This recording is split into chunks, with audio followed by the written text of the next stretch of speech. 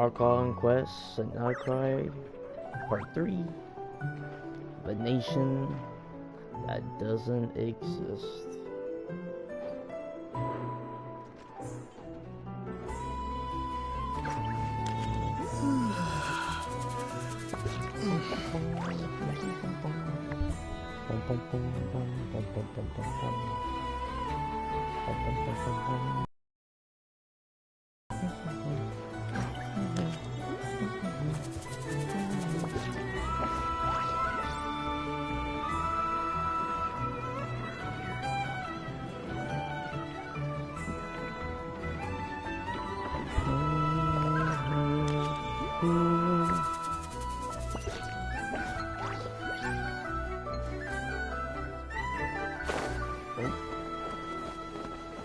I'm gonna do it.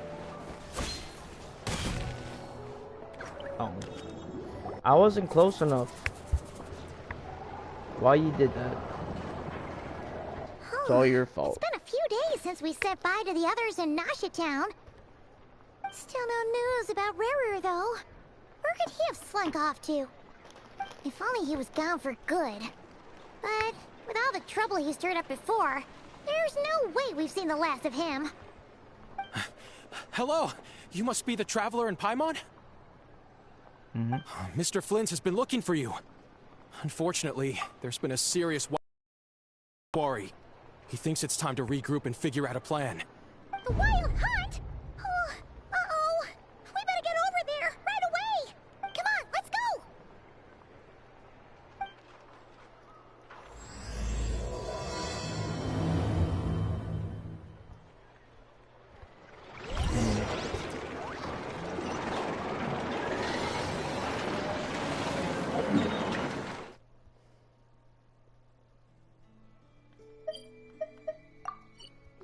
What?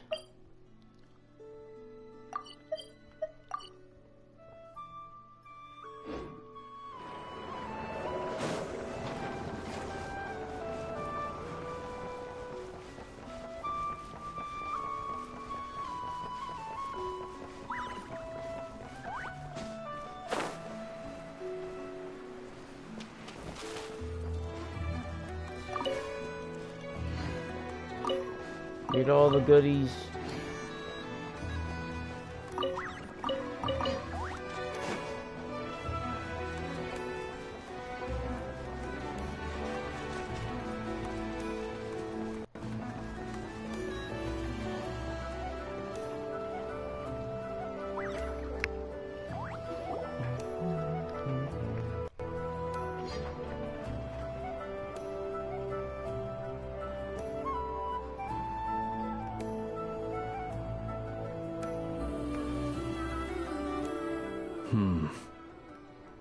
I can barely sense any Kuvaki at all.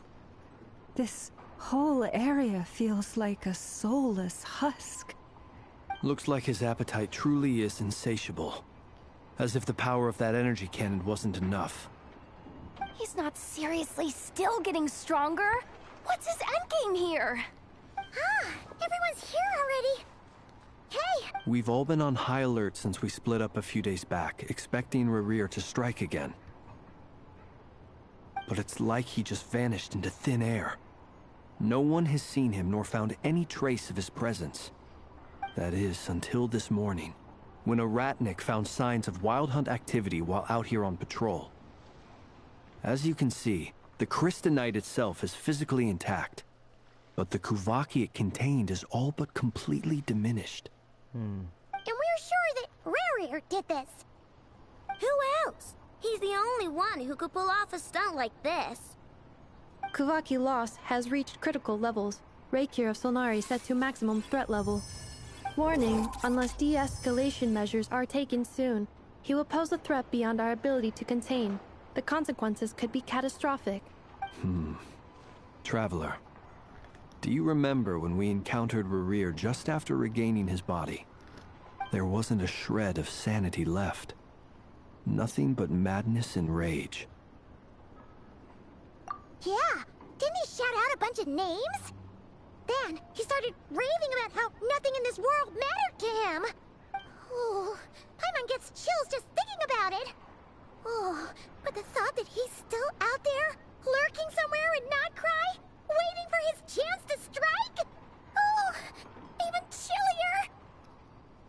Last time we fought, we were already at a disadvantage. If he has such overwhelming strength, why would he suddenly go into hiding?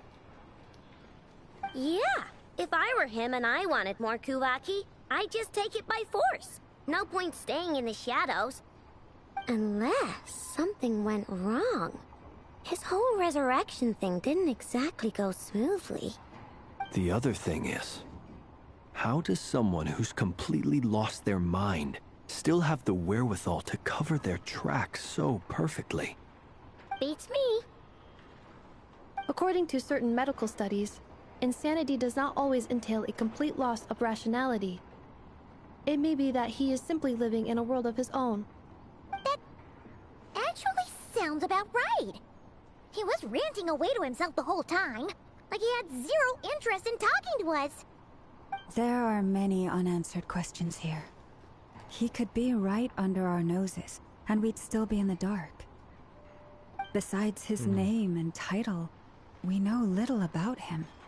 Certainly nothing about his past, or what he might be hoping to achieve. Exactly. And we wouldn't even know where to begin looking. Even Boss hadn't heard of the Rahir of Solnari before all this. I'd be willing to bet that even if we gathered together every scrap of intel in Nodcry, we still wouldn't find more than, like, 3 useful facts about him. So, if we do nothing, he'll just keep getting stronger. But if we want to investigate him, we have no idea where to look. Last time we had Marionette and her big robo-buddy to help us, and we still barely held our ground. If we had to face him alone... Oh, Paimon's head hurts just thinking about it. What are we supposed to do against a threat this big? Well, I do have a little hunch about his next move.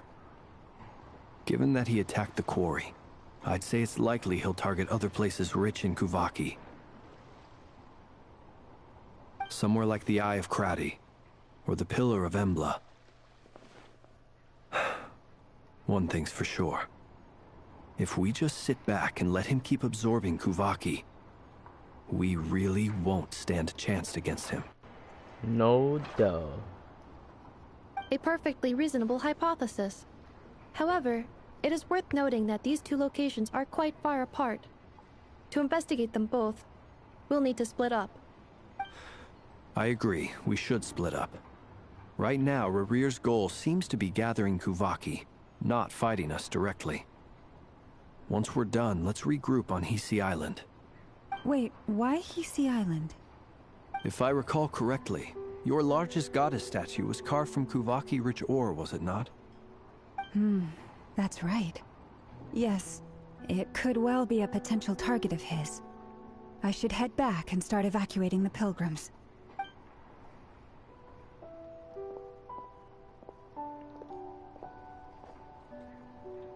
Splitting up's always gonna be risky.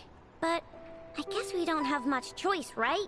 We're in a race against time here. And if we do run into Rear, what then? We beat him up. That's when you follow the 3rd rule of treasure hunting. Run like the wind. Didn't you say the 3rd rule was go with the flow? I don't know. Did I? Anyway, whatever. In this situation, go with the flow means go find backup. Agreed. If anyone finds so much as a trace of Rarir, do not pursue him. Get out of the area and alert the rest of us as soon as possible. We need to put safety first. Alright. All right, we'd better get moving. Come on, Anefa, let's go.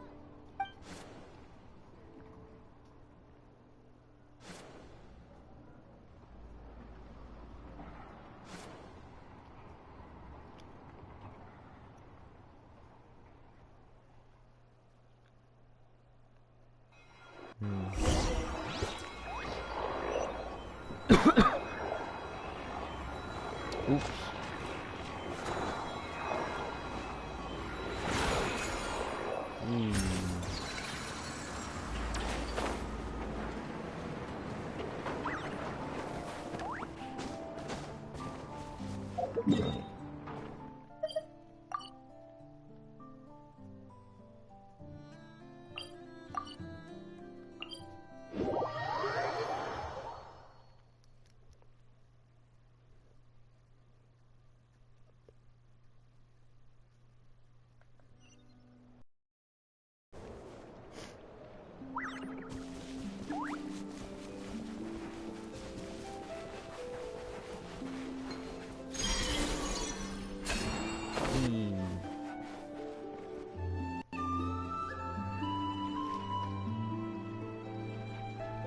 Any leads? Nope.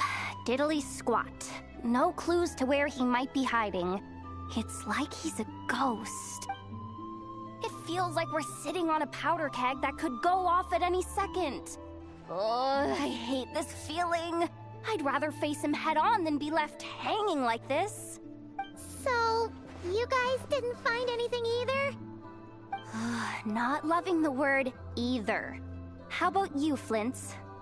I questioned a few Ratniki and eventually narrowed my investigation down to one suspicious individual. But by the time I got to his place, he was already gone. Almost as if he knew someone was on to him. Either that, or he's just extremely cautious and doesn't stay in one place for long. He's been biding his time for a while now. The question is, where or what is his next target? No idea. Since regaining his body, he seems to have lost all interest in the fragment in my possession. If he did still want it, he's had plenty of chances to take it. All we can do now is hope that Aino and Anefa turn up some leads. Darn it, Rerir. If you've got the guts, come face me one-on-one! Wait. Oh. He's actually here? I didn't mean it! I swear! No, it's coming from Silver Moon Hall. The Lady Kutar might be in danger. Let's get over there, quick!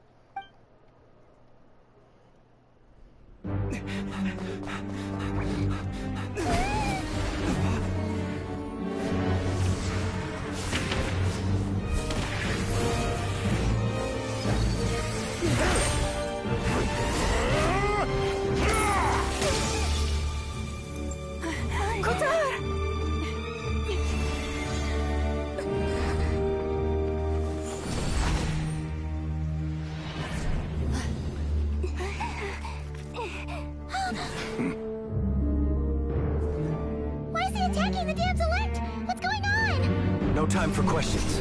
Stop him!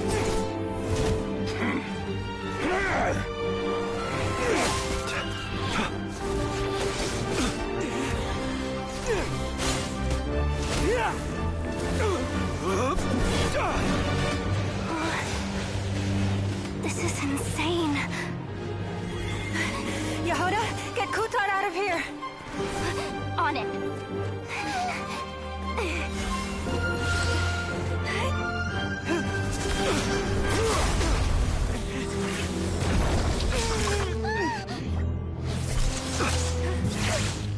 Look where your feeble light has gotten you. Now, you shall plunge into darkness. Felindus, soon, I will find a way. Watch out!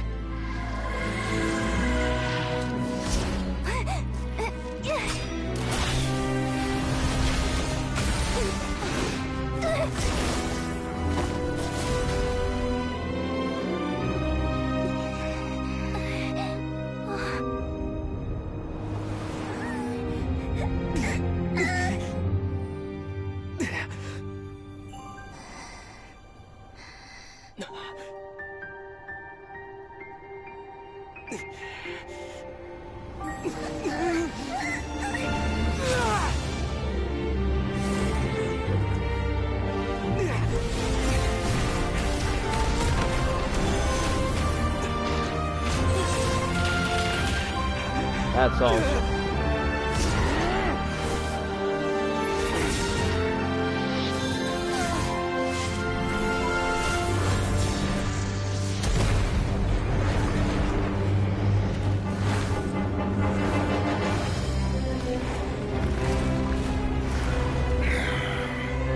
Zombies. Find them.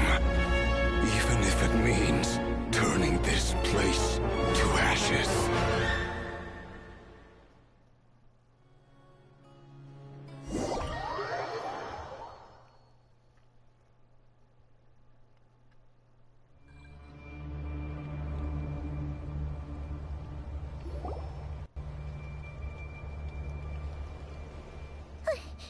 That was too close! We barely made it out of there alive. What's that guy's deal? How'd he get so crazy strong? He's a threat to this entire nation. I doubt his strength could even be measured by conventional standards. I have a question. When me and Anefa showed up, we saw him chasing after this lady like he wanted her dead. What was that all about? We weren't there for the whole thing either.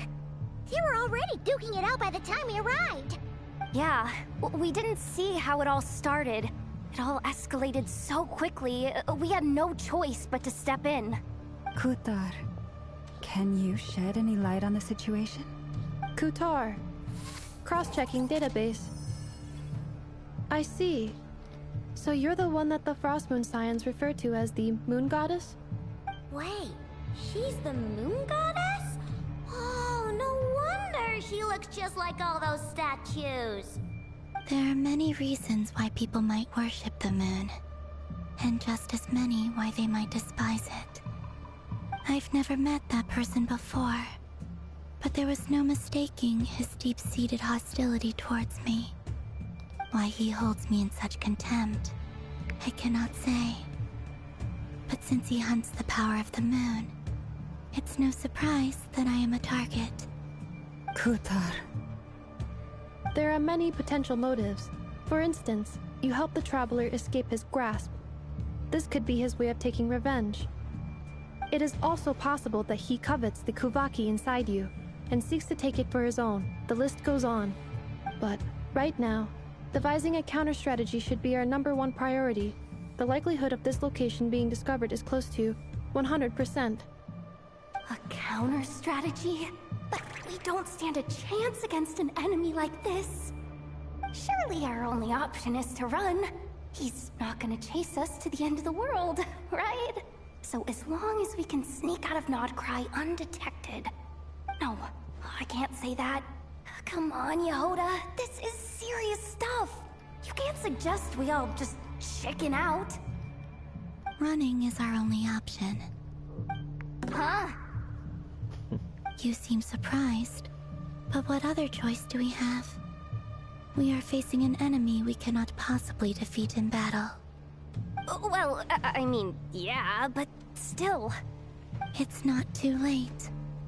I can distract him, so you have plenty of time to make your escape. Wait, what?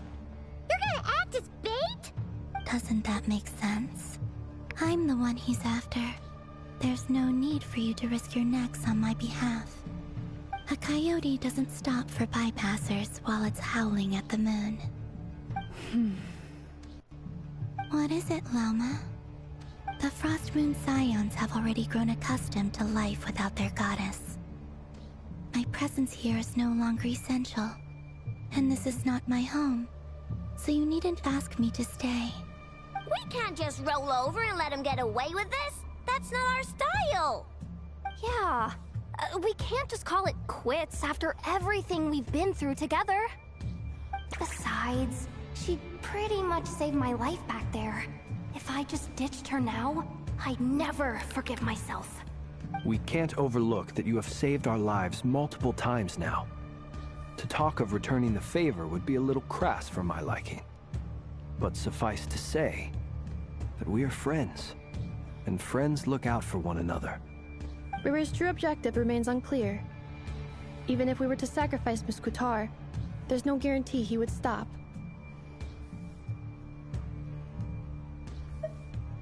But... Kutar, I know why you left the Frost Moon Scions so long ago. It was because people started treating prayer as a form of trade. They would make self-centered wishes, force you to accept meaningless offerings in return, and then expect you to perform miracles for them, as if that were their entitlement. If it were me, I might have walked away too. But I believe that time is everything, and that sometimes it takes losing something precious to appreciate its true worth. After much reflection, I've realized that this was never about whether the Frost Moon Scions need you. Any relationship based on need is purely transactional. What I truly hope is that you'll choose to stay, not out of obligation, but as part of our family. You were born here, and now you've returned. Who knows? Perhaps it was the moonlight that guided you home. Thank you, Lauma.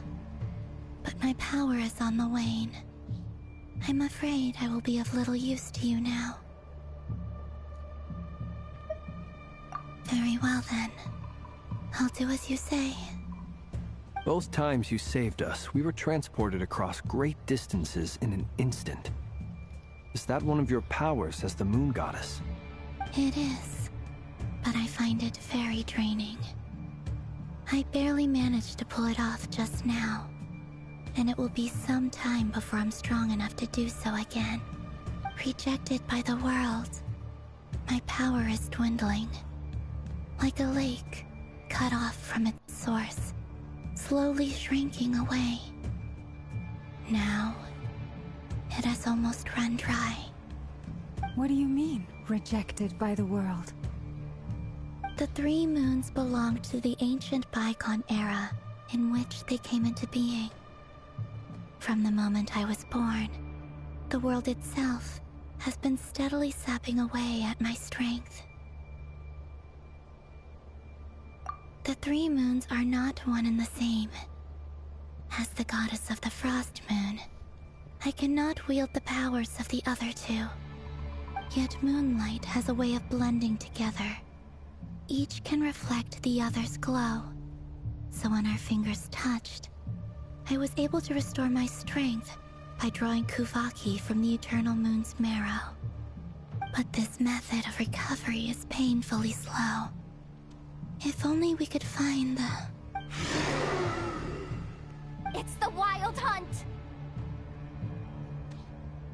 Even faster than we expected. We'll have to finish this conversation later. See how those Wild Hunt creatures are running away from us. They're likely just a scouting party, which means Rerir won't be far behind. Then what are we waiting for? Let's get the heck out of here!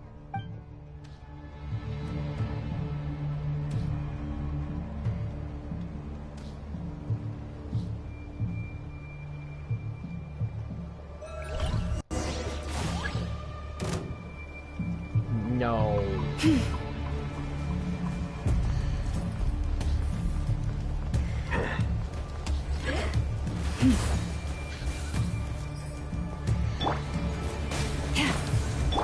Defensive mode engaged. Preparing for dust up. Close your eyes. Oh, they just keep coming! This is driving me nuts! Rerir's closing in on us. You need to pick up the pace. There's too many of them! And this time, we can't fall back onto ourselves to escape. If it goes on much longer.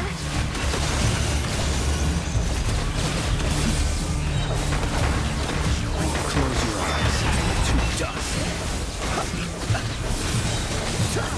Ultimatum protocol. Installation check. Poor last leader. Couldn't have Beware the creatures of the night.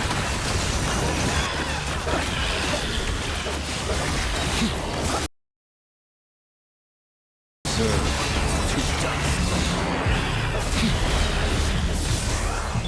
Ding dong, weather bomb! defensive mode engaged.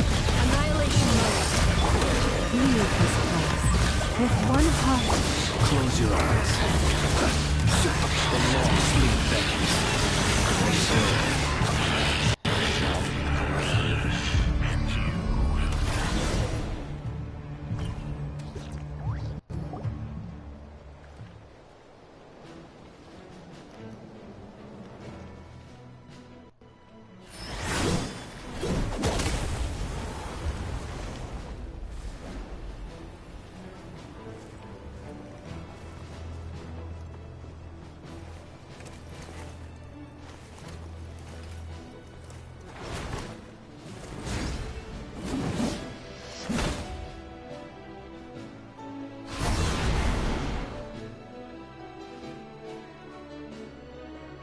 What's the matter? Bit off more than you could chew?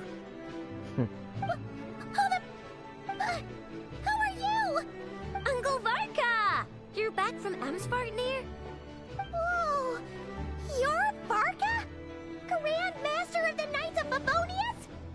We could save the intros for later. Right now, let's get you all out of this hellhole.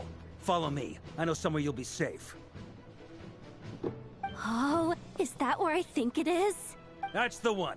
Come on, move! There's no time to waste. What? Grandmaster.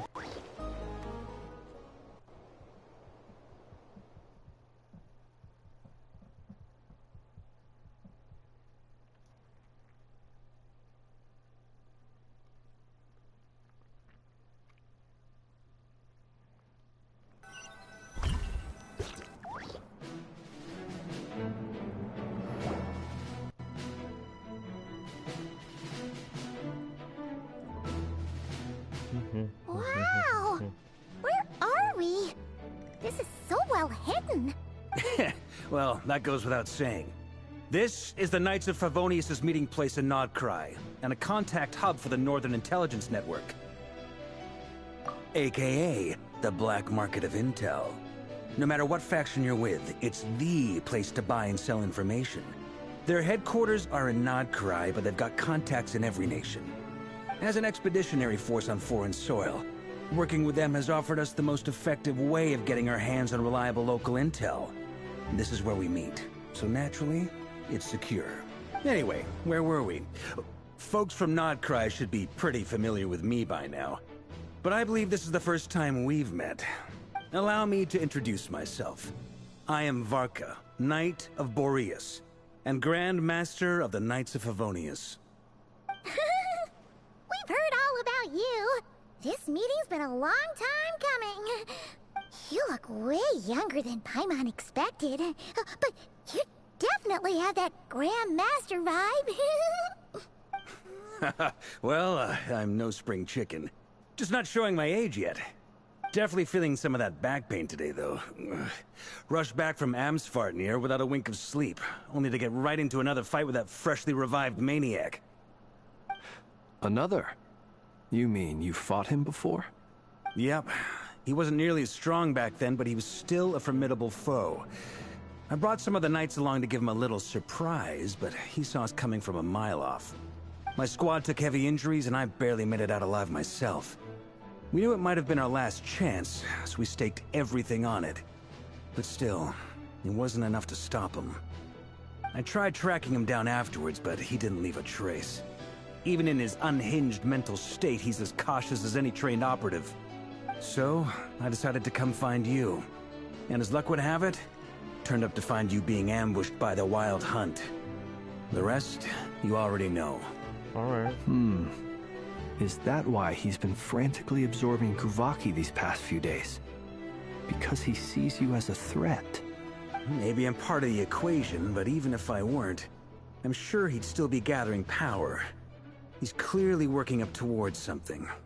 Note to self, Uncle Varka's strength rating officially upgraded.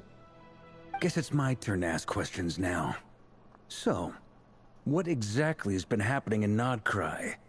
Why is the Wild Hunt returned in humanoid form? And why is it after you?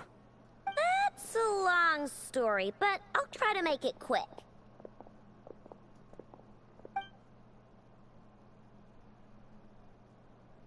Wow, I had no idea so much had happened. Sounds like you guys have really been through it. So, the Kutar is actually a Fatui Harbinger. And all this Wild Hunt activity in Nodcry is the work of the Raker of Solnari, one of the 5 sinners. Oh, that's a lot to take in. Need some time to wrap my head around it all. I'm truly sorry, Mr. Varka. You stood with us against the Wild Hunt, and did everything you could to stop it from escalating into a full-blown catastrophe. And then, the one time you're away, it all comes to a head and all your hard work gets undone. You've got nothing to apologize for, Miss Moonchanter. You can plan 100 steps ahead and still slip up. That's just life. No one knows what tomorrow holds. You can't predict which way the wind will blow next. And, to be perfectly honest, I can't say I'm surprised. For all the times we've defeated the Wild Hunt in the past, we've never been able to completely wipe it out. Turns out, we were just delaying the inevitable. But now that a new variable has come into play, fate may well take a different course. A new variable? Who else? And in a strange way, I think his resurgence might not be an entirely bad thing. The Wild Hunt is like an unrelenting force of nature, but Rerir is an individual with an agenda. He's gotta have a weak spot somewhere. Sorry, Paimon. A new variable? You mean us? That said, while Ino was explaining everything just now, some of the points that Mr. Flint's added caught my attention. You mean about our mystery ally? That's right. From what you've said, not only did they lead you straight to some key files, they also shielded Hisi Island from a lethal Kuvaki blast. I don't know who or what could pull something like that off. Heck, even Miss Columbina doesn't have a clue. I hadn't heard the story about those files. Would you mind repeating their titles for me? Wild Hunt Phenomena Log, a Nodcryan Ratnik's Field Journal, and Kuvaki Survey Log. Oh. No. Still doesn't ring a bell. Another dead end. Guess all we can do now is hope that our mystery ally keeps showing up when we most need them. Still, it's safest to assume they won't be intervening again. From here on out, we'll have to resolve this crisis by ourselves. Your intel also explains something else I've been wondering about. The reason I led my team to Amsfarnir was because we'd had reports about a possible source of the Wild Hunt showing up there. But once we looked into it, it turned out to be a red herring. I don't know who was behind it, but clearly, it served its purpose. I doubt it's by chance that he happened to make his comeback while my attention was diverted. And from everything you told me, it sounds like his scheming began well before his return. So maybe luring me away was all a part of his plan. But is it even possible that he orchestrated all of this by himself? The Moon Maiden and the Raker of Solnari. Nodcry of all places. The way everything is unfolding, it can't be a coincidence. So, what do we do now? Got any ideas? Right now, we've got at least 3 things to consider. Let's go through them one by one. First, we need to figure out how to take down Rerir. If we can't beat him in a straight-up fight, the rest won't even matter. To my knowledge, the bulk of Nodcry's fighting force is already gathered here. But even with everyone united, we're still no match for Rerir in his current state, let alone with his power still growing. What if there was a way to tap into a new power of our own? How so? Have you thought of something, Columbina? 3 moons once watched over this world. The Eternal Moon was the largest. The Frost Moon was the brightest. And the Iridescent Moon was the most mysterious. They say that back then, the 3 moon goddesses wielded immense power. Enough to shape the workings of the world itself. I now bear the Frost Moon's power, and the Eternal Moon's marrow resides within the Traveler. Hold on. Are you suggesting? The Iridescent Moon, the last piece in the puzzle. That's right. If we can find the Iridescent Moon's marrow, I will be able to regain my strength much more quickly. The 3 moons are said to stir the tides and illuminate all things. Perhaps they hold further secrets beyond our understanding. According to my analysis, the solution is feasible. However, it is subject to one major condition. How do we locate the Iridescent Moon's marrow? I know a way, but we will need to visit the Fatui's Experimental Design Bureau. The Experimental Design Bureau? Are you saying we need to involve Marionette? Yes. I must speak with Sandrone. It's a long way from here to the Experimental Design Bureau. There's a high chance you'll be spotted. You shouldn't go alone. Then that's settled. Next up, our second priority. Somehow, we need to figure out Rerir's end goal. As you saw for yourselves, when he was still in his Wild Hunt form, everything he did was for the sake of recovering his body and resurrecting himself. His first act since then, after laying low for a while, was to try and assassinate this young lady. People's obsessions often reveal their greatest vulnerabilities. There must be a reason why he despises the moon so deeply. Perhaps it sheds some light on his title, the Raker of Solnari. The Wild Hunt has plagued Notcry for centuries now. If we want to stop it for good, we have to get to the root cause of what's driving it. It's true. We still know very little about him. If Kuthar hadn't given us that lead, we wouldn't even know his name. But where would we even start? I doubt even the Intel Queen of Notcry has a clue, and she has info coming out of her ears. Oh? That's a rather hasty conclusion for someone who's so painstakingly meticulous when it comes to dealing with machines. Ah, she hurt me!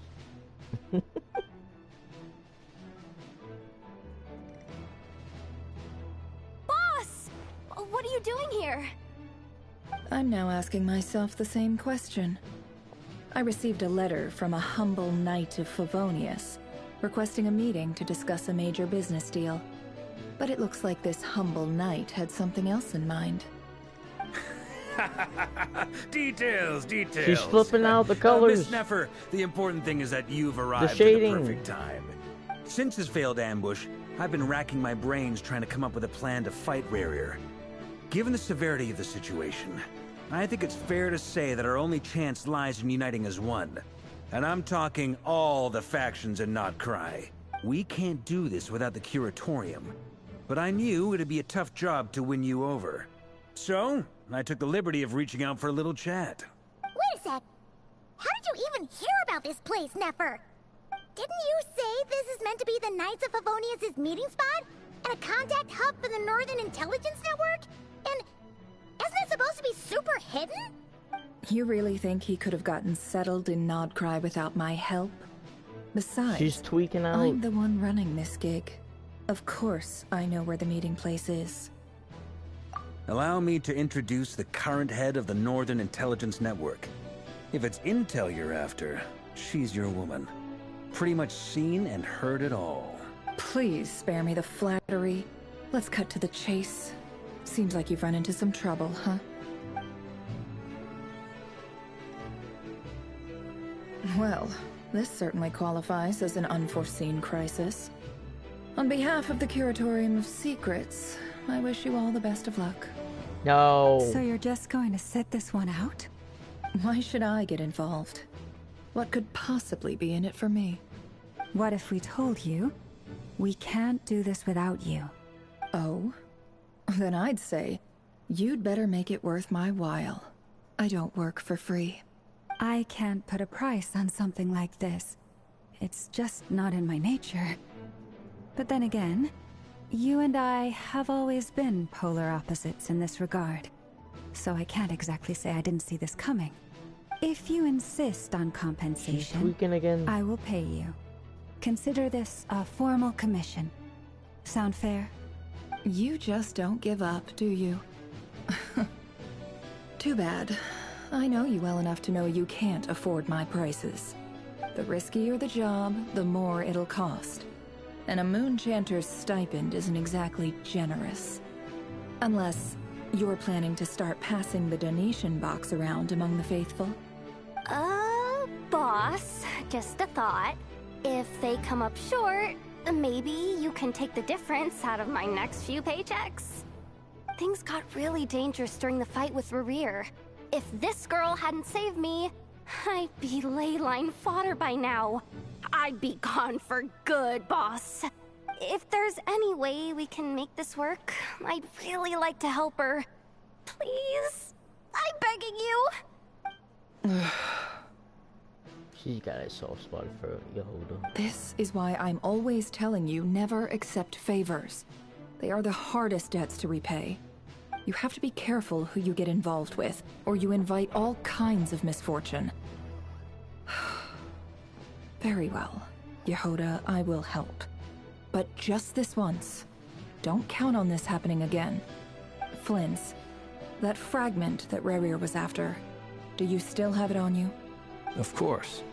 Let me borrow it. I need it to follow up on some leads. Wait, you actually have some leads? Shh. This is top secret information. I get it. We all have things we'd rather keep to ourselves. Plus, I know we can count on you. So we'll leave the intel gathering in your hands. And that brings me to the third and final item. We need to find a way to distract him. We need time to make our move, so someone will have to stall him. I'm in for this part, no matter what. Anyone coming with? I will. Count me in too. Come off it, you two. Quit playing heroes. I'm way ahead of you here. Nefa did a scan of the Moon Goddess's Kuvaki signature, and we're gonna use it to make some decoys over at the Krumkake craft shop. Anyone who's in, follow me. Once they're ready, we'll deploy the decoys across Nogcry. So as long as the rest of you keep moving, he won't catch on to your scent and won't be able to track you down. I like it. Genius idea. No biggie. All right then, we'll split into 3 teams. Once your team has finished their mission, return here and wait for the others. Dismissed!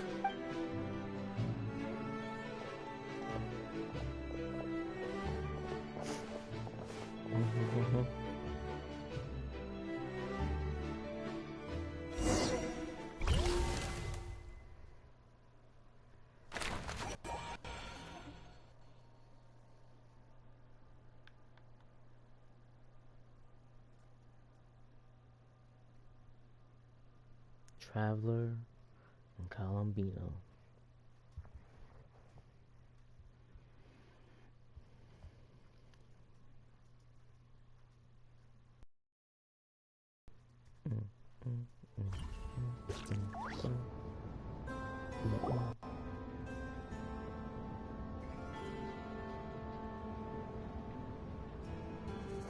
Lady Damselette. Wait, and you two? What are you doing at the Kuvaki Experimental Design Bureau? We've been doing our best to mind our own business lately. But if you're just gonna waltz up here like this, you're seriously pressing your luck. Don't blame us for doing what we have to. You really think that's gonna scare us off? We're not looking for any trouble. I just want to see Zandrone. Do I need to remind you that you're still a wanted fugitive for deserting us? Out of consideration for our former ties and the crisis we're all up against, we'll let you leave in one piece. But don't even think about trying to get inside. Let them in. Oh. But... Are you going to make me repeat that? No, my lady. Zandrone seems to be in a good mood. Must be maintenance day.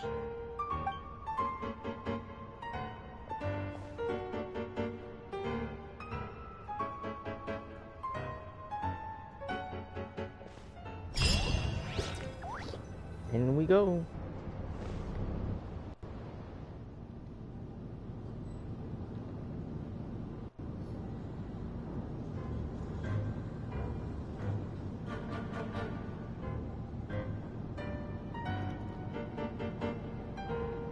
So tell me, to what do I owe the honor this time?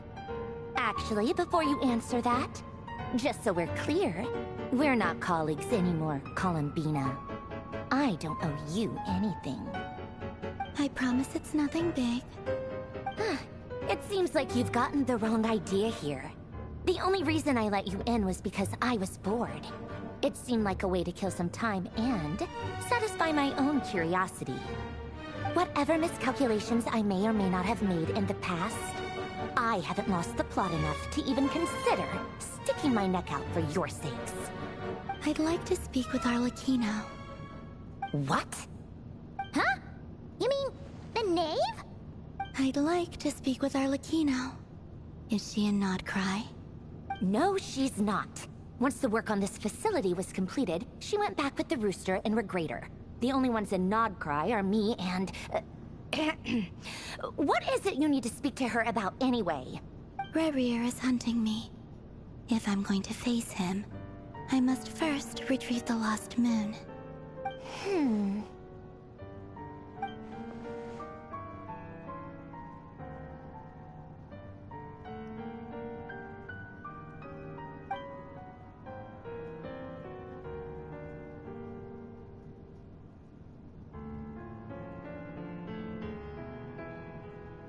Is that a no, then?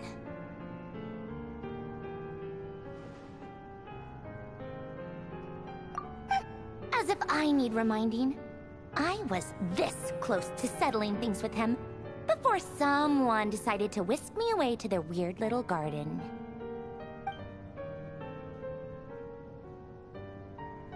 Have you held any tea parties lately? Tea parties? Yeah, obviously. You don't seriously think we'd pack it all in just because you aren't here. If anything, they've been more eventful than ever. Just me, Arlecchino, and a bunch of insolent, insensitive guests who won't stop asking where you've gone. Oh, they've been a real joy. I bet you served them the worst tea you have. Just like you used to do to me when I upset you. Who cares about how good the tea is when there's no one around to drink it? I keep losing people. First Rosaline, now you. I'm running out of people who can make me laugh. Honestly, what could be more ridiculous than the multi-centenarian goddess, who's only ever had the plain herbal tea she received as offerings? You'd always brew a different type of tea for me each time. Was it really just to see how I'd react?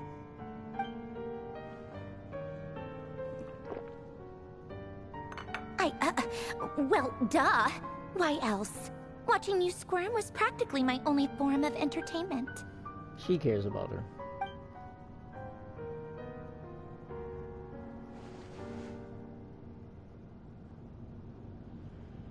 Oh, yeah.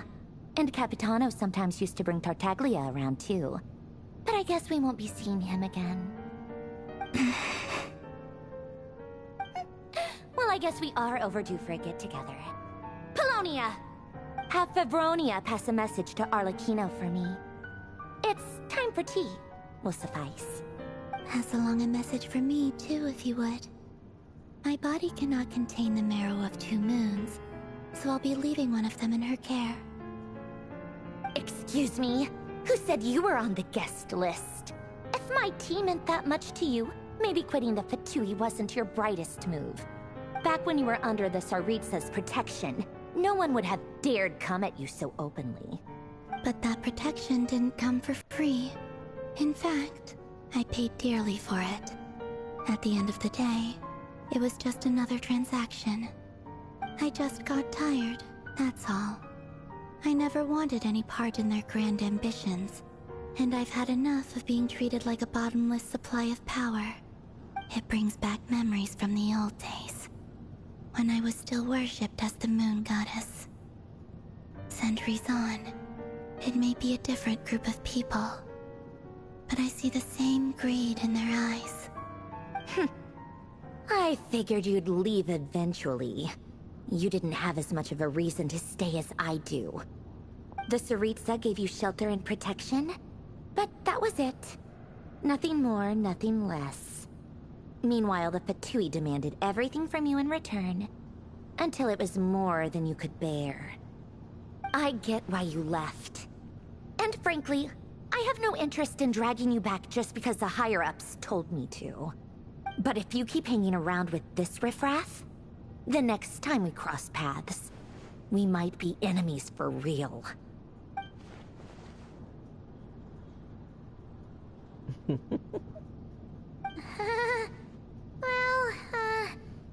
Guess that's our cue to leave. That might be your plan. But it sounds like someone else wants you to stay a little longer. Huh? What do you mean? See for yourselves.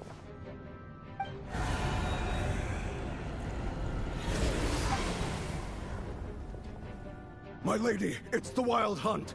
A horde of monsters is headed straight for the facility. Another uninvited guest trying to crash my tea party. Clear the area. I'll handle this. Wait, what? You want us to leave you here by yourself? Huh. You'll be lucky to make it out of this alive. You really think you can afford to worry about me? Go on, get out of here. You may have stopped Polonia from crushing him last time, but I've made sure that won't happen again. The entire Experimental Design Bureau is rigged for war. Stay and watch if you want, but it'll be at your own risk. You're not flagged as friendlies in the weapons system. Don't tell me what to do! Ugh, look, if you're leaving, make it quick. Or you'll just get in my way. There's a secret passage on the second floor. It'll take you right to the plains out back. Stare all you want, Columbina. You're not getting another invitation to my tea party. I know. But thank you anyway, Sandrone. This is exactly why you shouldn't hang around with those people. All their melodrama and sentimental nonsense is rubbing off on you. She loves Columbina. They're besties.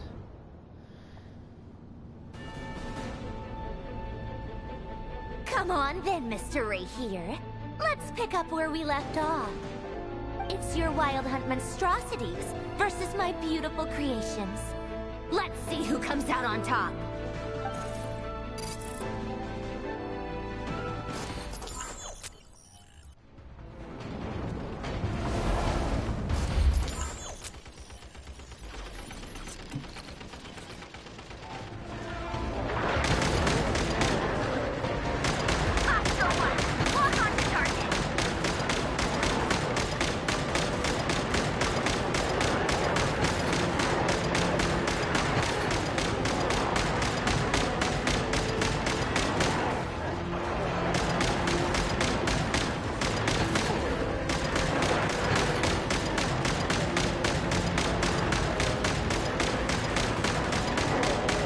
Get that.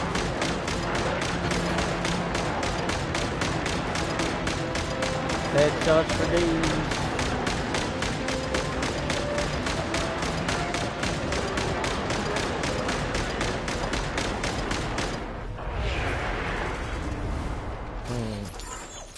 What?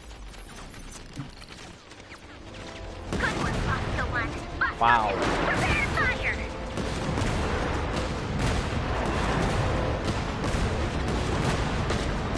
Bam, bam.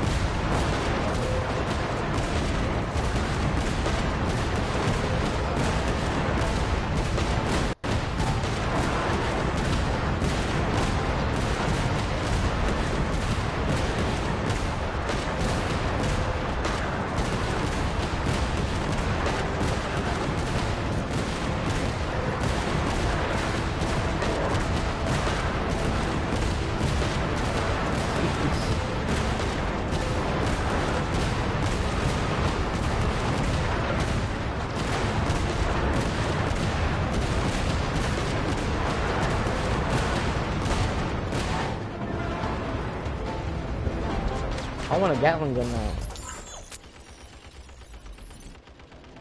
That's it. Keep them pinned down. Don't let them get near.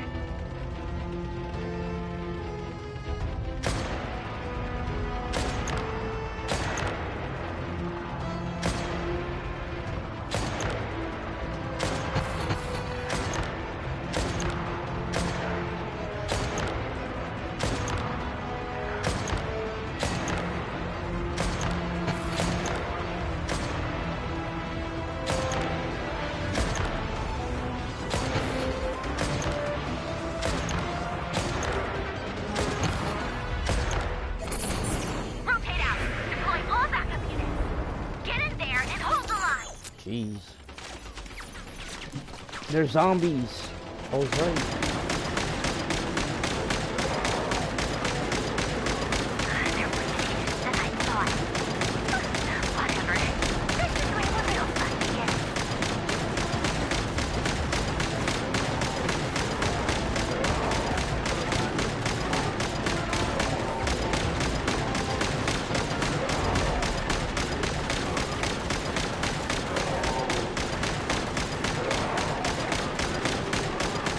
Don't worry.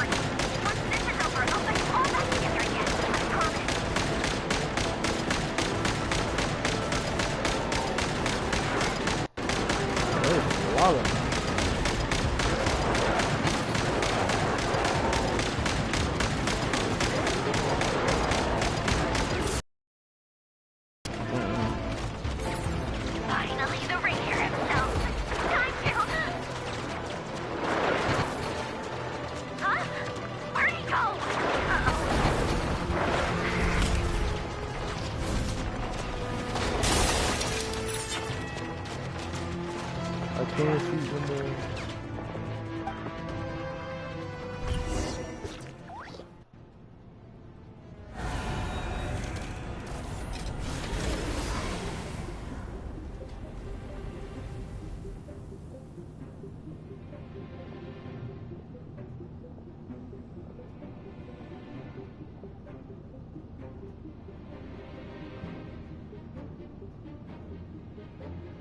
Polonia, get him!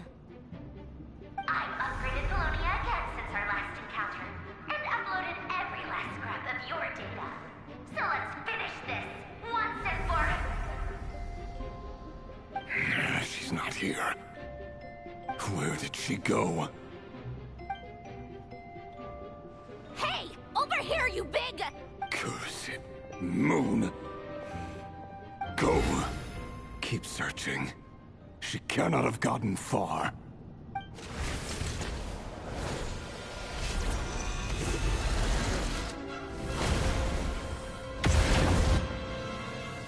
So it destroys him in like one punch.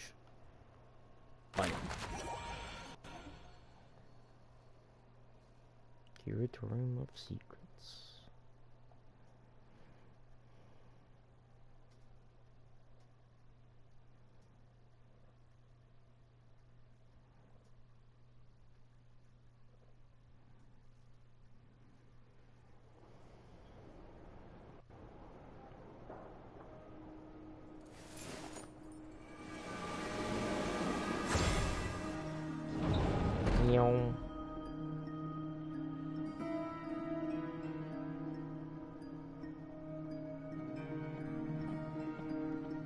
So this is your method for investigating Rarir's past.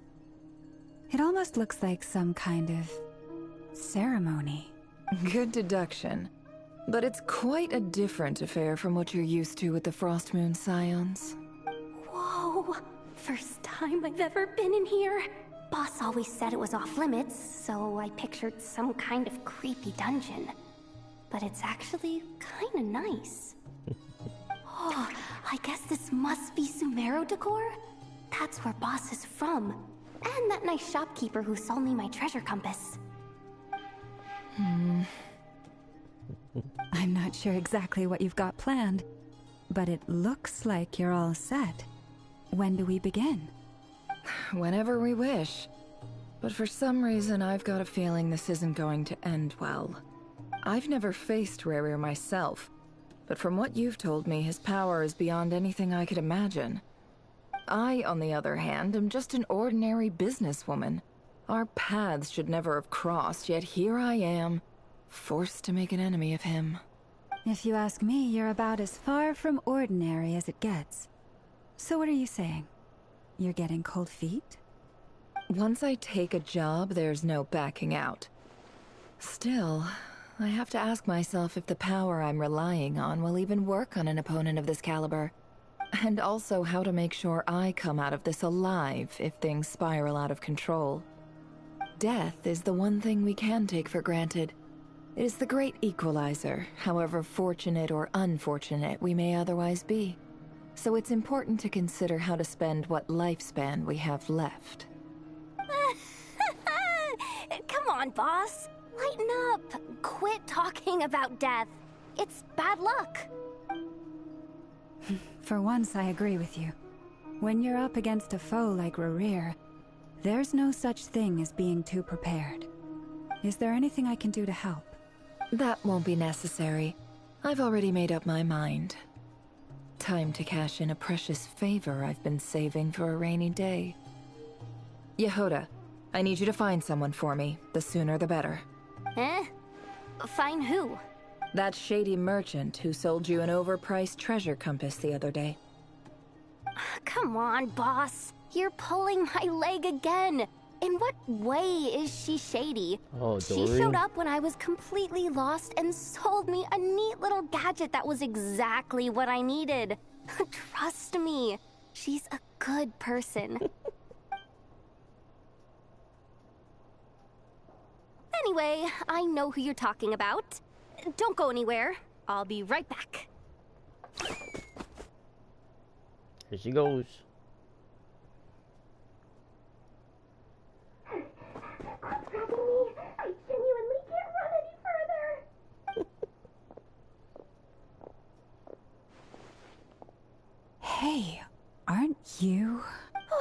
it. What's the big rush? You dragged me out of a dream where I was literally swimming in Mora. I'm charging double my usual attendance fee. See, look how easygoing she is. After that rude awakening, she could have completely snapped at us. But instead, she kept it together and just asked for an extra fee. Dori Sangama Bay? I never would have pictured you two doing business together. If you want to make it big and not cry, it's all about connections. Lady Nefer just so happens to have a lot of intel that interests me. And she also did me a big favor in the past. It was back when I first arrived in Notcry. My trusty assistant, the genie in my lamp, had an adverse reaction to the Kuvaki and fainted. And when you know it, that's when I suddenly find myself in a life-or-death situation. Good thing my compatriot was there to swoop in and save the day. I've been giving her a 30% discount off all of my goods ever since.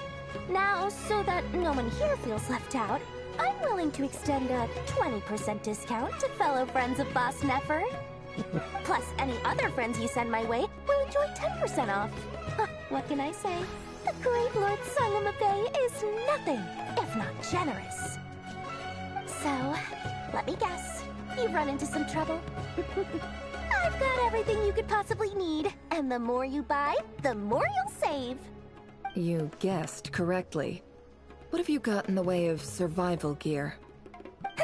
The one type of gear I've never been short on. What are you looking for? A jetpack fresh from the Academia's labs? An ancient suit of armor dredged up from the bottom of the sea? At the very least, I need to know what kind of opponent you're dealing with here. If even you're worried about staying alive, it must be pretty serious. What if I told you it's someone with the power to bring a nation to its knees? Is that so? Then we really are talking top-shelf treasures. I don't have anything like that in stock right now. I'll have to ask my supplier. Your supplier? A powerful woman, make no mistake. I can't reveal her identity, but luckily for you, I hear she's planning to visit Notcry in the near future. If you're willing to wait, I can ask her when she's here. Can't say exactly how long that'll be, though. Then, let me put it another way. What would you do if you encountered an enemy like that? Roll over and serve yourself up on a silver platter? Of course not! I have a handy little trinket from one of my generous suppliers, which... Hold on. What exactly are you getting at? No, this is for my personal use only! Let's just say I'm borrowing it, all right? Just for insurance purposes. You'll get it back later. Favors are the worst kind of debt to owe, and now you've got a chance to repay one. A win-win situation, don't you think? Fine. You can borrow it for 5 days. No, make that 3. And for every extra hour after that, I'm charging you 1 million mora. Deal? Deal.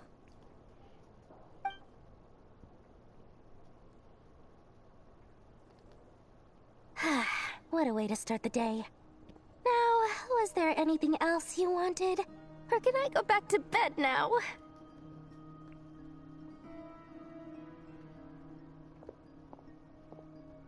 That will be all. Take care now. Don't trip up on your way back, friend. See you later! You're my favorite shopkeeper.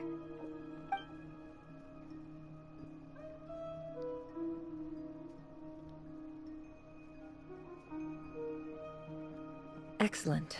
Everything is well and truly ready. The ceremony can now begin. After initiating the ceremony, your minds will follow me wherever I go. You will see many strange things in your mind's eye. So remember, don't be frightened, and don't make a sound.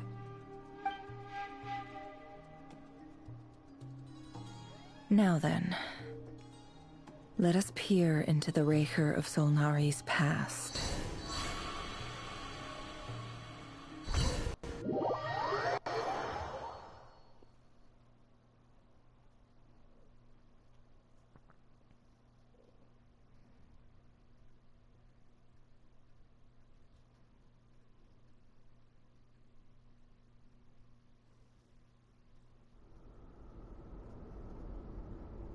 I made it. I don't recognize this style of architecture. Must be Conrian. Simple furnishings, table and chairs. It's a more ordinary house than I might have expected. Looks like the fearsome Raker of Solnari came from surprisingly humble beginnings. Unless this passed for luxury in Conria. Unlikely. It was said to be a very prosperous nation in its heyday. Anyway, I'll keep exploring.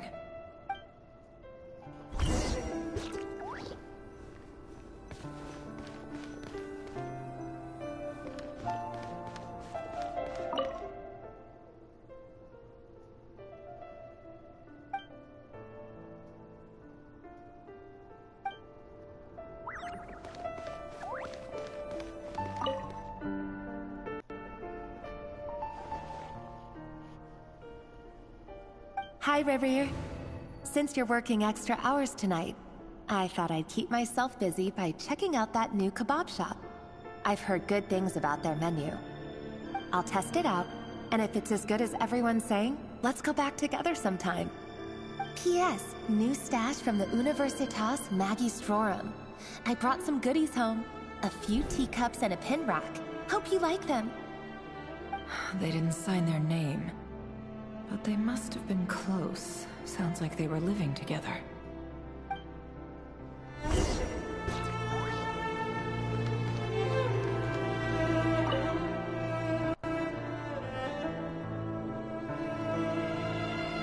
I went over to Joseph's for drinks today. They have a fine collection, but I went alone. Felindis was tied up with something and couldn't make it. Joseph asked why I came alone, but I didn't really have an answer. He then went on to ask about other things. If you ask me, someone who asks that many personal questions is too nosy for their own good. But if he invites me again, chances are I'd still go. Felindis. That's the same name Rarier mentioned. Crane imports keep falling. If things don't pick up, we'll soon be back to meat and mushrooms only. Honestly, I'm not a huge fan of that new type of mushroom everyone's been into lately. Didn't it start out as a lab-grown variety? I heard it's even mildly corrosive. Seriously, why would you even eat something like that? I don't care if it's an impressive feat of alchemy. That just isn't the kind of thing I like to eat. Grain has to be imported, and they're eating a diet of mostly meat and mushrooms. Could it be because Conria is underground, so it doesn't get much sunlight? That would explain why they use so much stone in their buildings. They even use alchemically modified strains for food. Seems like the people of Conria don't have many options when it comes to dining. I've just about saved up enough now. Time to buy it and keep it somewhere safe. Making a big purchase. I wonder what it is.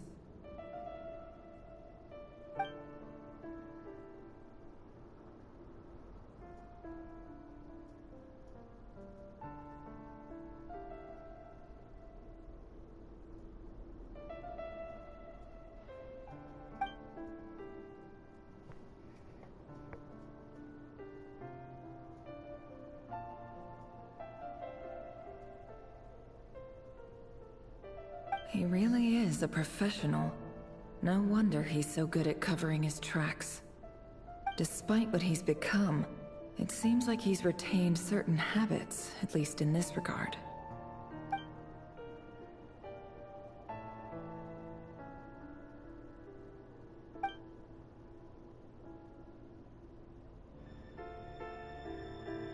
Did Rary rip it out himself?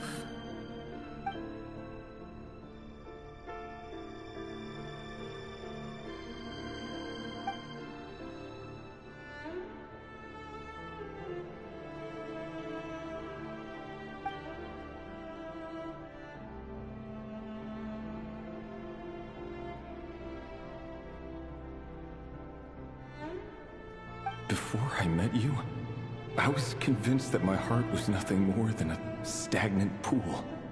The burial place of a fallen moon. A withered, windless grove where the waters rested forever unrippled. It was you who helped me see that my heart hadn't entirely withered away. That it could still beat to the rhythm of love. This is just trivial sentimentality from the looks of it. Why would he go to the trouble of hiding that? The burial place of a fallen moon.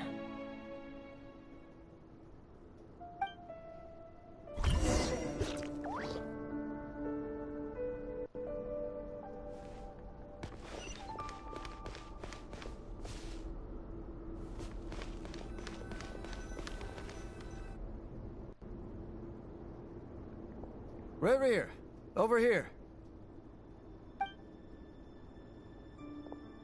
Dane! Oh, and, Vediflin here? What a surprise to see you here, sir. Hello there, Reverie. You need not address me so formally outside of court. He doesn't get that much free time, so I invited him over for a drink. Even the court prophet deserves a break every now and then, right? Well, I'm flattered. So, what are we discussing today? Hey, don't look at me. As far as I see it, we don't need an excuse to have a few drinks. Come on, don't give us that. Didn't you say you were about to pop the big question? How's that coming along? Who'd have thought the great Twilight Sword was an even greater gossip? I just didn't expect you to be the first one to settle down and get married, that's all. Yeah.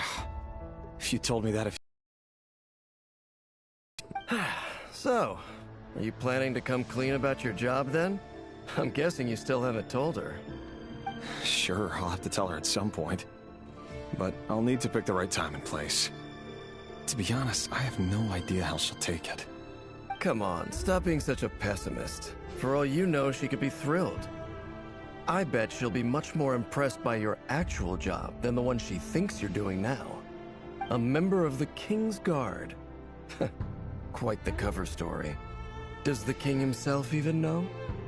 Of course he does. Anyway, enough about me. How have you been? Me? Same old, nothing much to... Huh? What's up, Ved? It's nothing. Vediflin, Dainsleif's elder brother. Renowned throughout the court of Conria as the Visionary, and said to possess a wisdom far beyond the reach of any ordinary man. And yet, despite the gulf between us, he seems to have something to say about me. Does he even know me? Does he see me as a friend of his brother, or just another of the Vinster King's blades? Why did he react so strongly?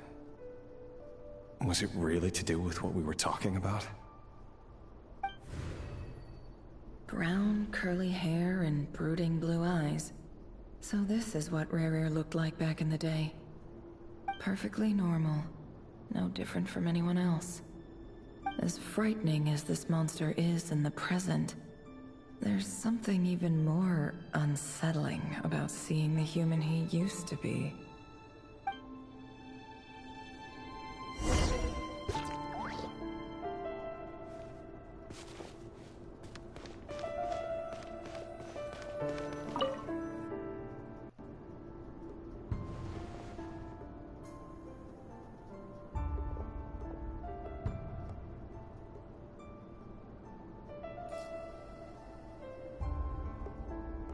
Felindis? You're back early? Our equipment's being serviced today, so I got off earlier than usual. How's your day been? Aw, why the long face? Is something the matter? Has your boss been giving you a hard time again? Went for a drink with Dane and the others after work. Isn't that a good thing?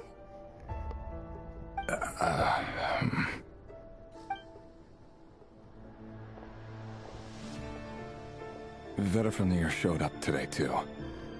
You know, Dainsleif's older brother. Ah, Mr. Vediflin. Yes, I've heard of him. They say that everything he says ends up coming true. He overheard Dainsleif mention that I'd recently proposed, and seemed to have an issue with it. But when I asked what it was, he kept it to himself. So, you're worried? You could be such a child sometimes, Revier. We're nobodies. Why would the Visionary be concerned about us? I'm sure someone in his position has much bigger fish to fry. Maybe you're right. You worry too much, Revier. We've been together for ages now, and everything's been going so well, has it not? You've even proposed to me. So, you do remember. Tell me then. What's your answer? Like I said, I need some time to decide. You can't just rush into things like this. We may be nobodies in the grand scheme of things, but if we want things to work out, we've still got to plan ahead. All right. Take your time. Just don't keep me waiting forever. Nobodies. Sounds about right. In the eyes of people like Battlefield and Dainsleif, what do we matter? Can someone whose gaze is so fixed on a far-flung future even see the present clearly? Besides, the dynasty's fate rests with the king and his inner circle. Whatever I do, it won't make much difference. Meanwhile, every idea they come up with and every decision they make, it affects everything. These days, the king is lost in his research, and the purge of the Crimson Moon bloodline grows ever more intense. The opposition tried to speak out, but nothing came of it. And I'm under no illusions as to why. Because we eliminated them and got rid of their bodies. A man can have 1,000 reasons to carry a sword, but there are few good excuses to use it. Yet the king has never even considered a gentler approach, and he never will. What becomes of someone who kills on another's behalf? Can he ever find true peace?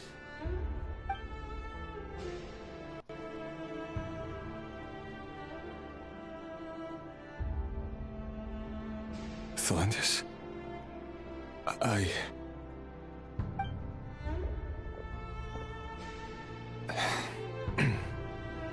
It's nothing. You were right. Fate has never smiled upon nobodies like us. But by the same token, it's unlikely to bear a grudge against us either. There's no together, cherishing the simple joys of each day as they come. See? You just need to stay positive, Revier. I can feel your warmth, your breath. You're right there, right by my side.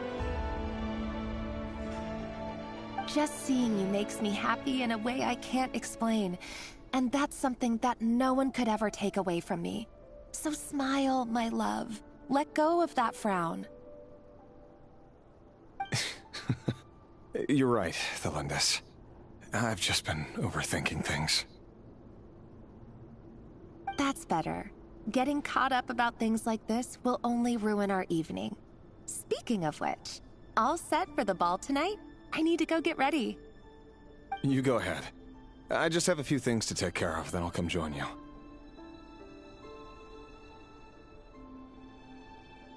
Even busier than the big shots, huh? Fine, I'll go get started. But don't be late. If you keep me waiting too long, I won't be a happy bunny. Relax. I'll be there. Seriously, though, you drive a hard bargain. You're really gonna leave my proposal hanging and still expect me to take you to the ball? Well, that goes without saying. I already told everyone I'd be coming with a dance partner. Besides, they're two completely different things. Let's take it one thing at a time, all right?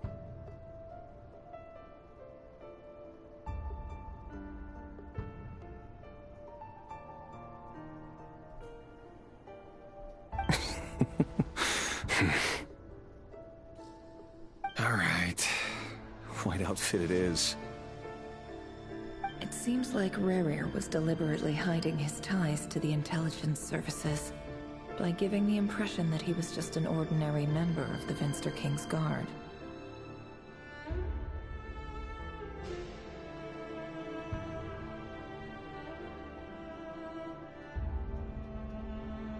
He clearly doesn't want his would-be fiancée to know about his other life.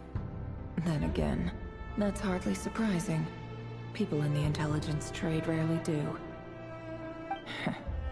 Who'd have thought we were in the same line of work? Let's dig a little deeper.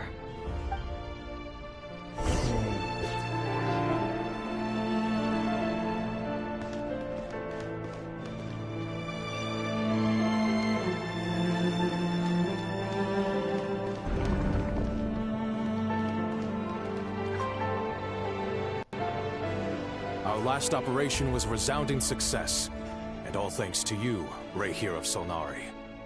In total, we apprehended 32 dregs of the Crimson Moon, and 67 accomplices.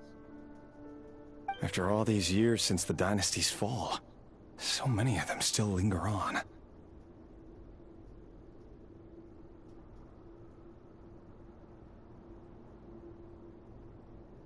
Indeed, it cannot be denied. Yet it was destiny that the Crimson Moon should be overcome by the eclipse, and that His Majesty, the all-seeing Vinster King, now guides our nation on the path to prosperity.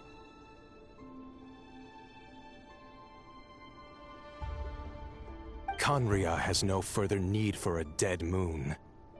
But alas, there will always be those who refuse to see the truth, choosing instead to romanticize the past. True. That's not entirely true. Much about the Crimson Moon era was worthy of remembrance, and that's exactly why they keep trying to see it restored.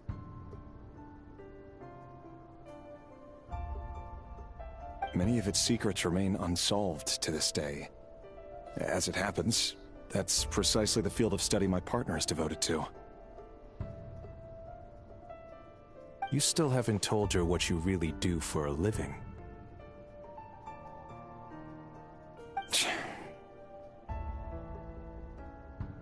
Where would I even start? How do you tell someone that you're one of the King's hand-picked executioners? That your hands are steeped in blood? You didn't choose this life, any more than I did. Orphans like us don't get a say. But I'll sure as heck be the one to pay for it. Speaking of which, we need to be more rigorous in the way we identify direct descendants of the Crimson Moon. Someone, it seems, has strong opinions about my future plans. Most likely my marriage in particular. I have a feeling that we may soon become targets of the Crimson Moon's retribution. Your concerns are not unfounded. They've taken out many of our colleagues these past few years, and for that very reason. These are no helpless lambs we're leading to the slaughter. They're wolves in sheep's clothing. Take care, Rahier of Solnari.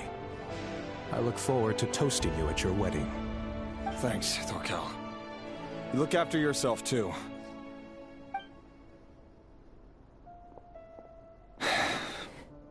Thelindis, I never wanted to keep this from you. You're the last person I would ever want to lie to. But that's exactly why I can't tell you everything. There are things you shouldn't know. Things you cannot know. The moonlit dynasties are a thing of the past. Yet even now, with the sun shining high in the sky, there are those who would call forth a dead moon's ghost. Could that be why Vedalfnir held back? Or was it because of some court secret he's not at liberty to share? I have to get a clear answer from him. No matter what happens, I will protect Thelindis. Rerir seems to be very concerned by Vedalfnir's reaction. Vedalfnir and Dainsleif, the Visionary and Twilight Sword. So that's what they were really like. I've investigated this whole area now. There doesn't seem to be any other memories here. Should I try somewhere else? Wait a second. What's this black smoke?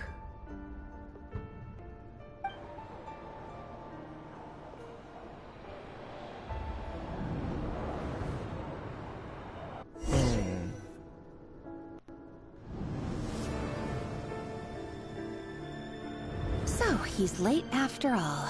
Just you wait, Rarier. You're in for it. Big time.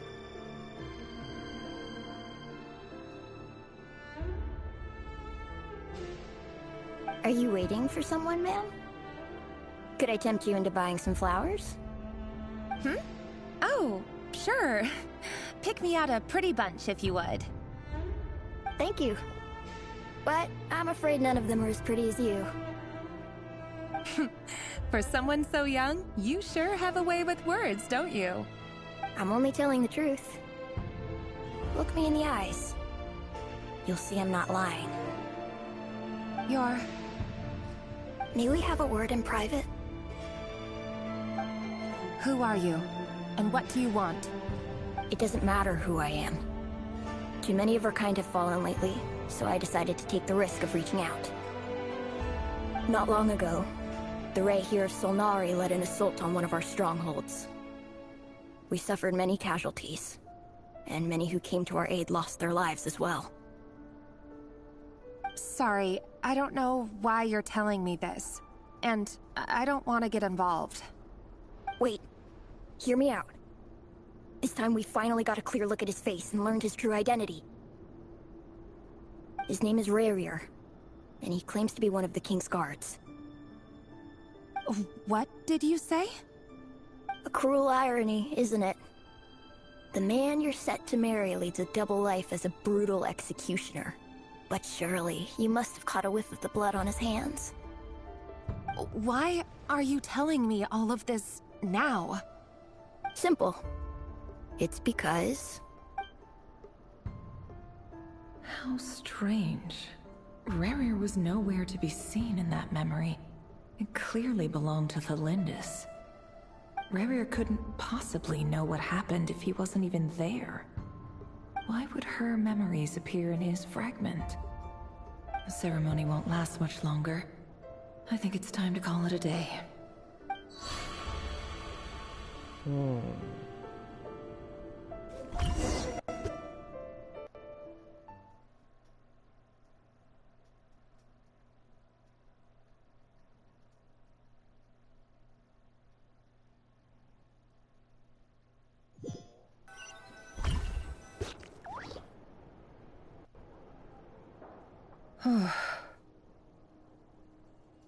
So that was your doing?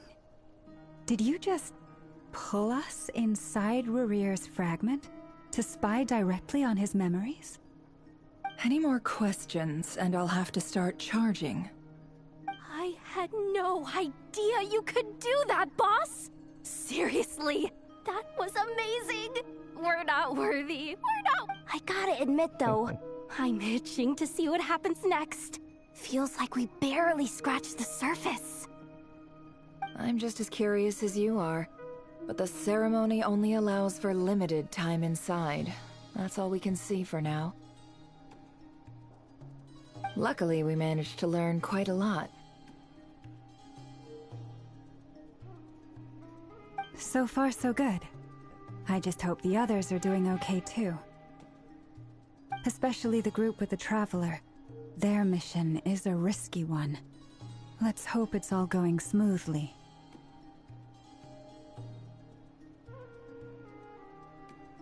If you're worried about them, go see how they're doing. If I know Boss, she's gonna need some time to write up all the details and make sure it's all coherent. I'll stay behind to lend a hand, but feel free to head back and meet up with the others.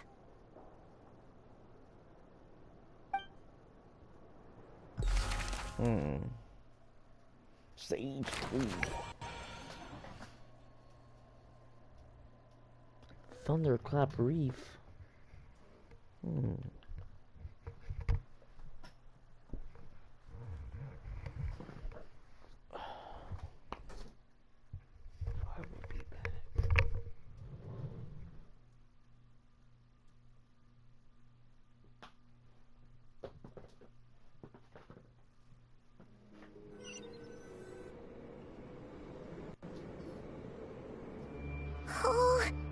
been prowling around for nearly 2 days now. These things just won't quit.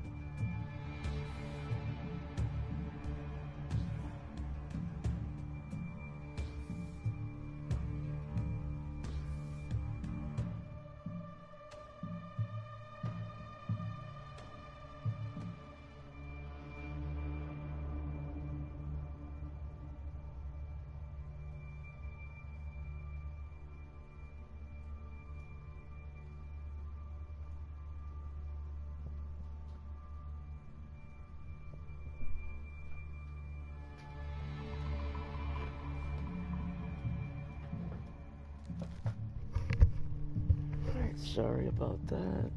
Have to check on the doggos. Alright, here we go. They might not have seen us yet, but them constantly sweeping the area, our way out is completely blocked. Oh, that's never gonna work. One little slip up and it's game over. If they spot us, they'll run straight back to Rare. And once he knows we're here, it won't be long before he's breathing down our necks again. It'll be fine. Oh, guess you're right. Alright, time to zip it.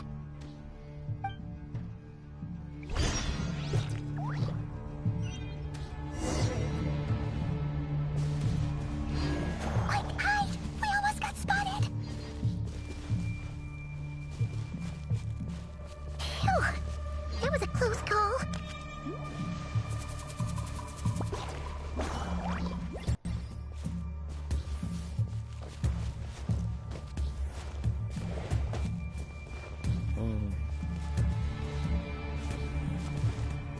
Watch out! They're coming this way!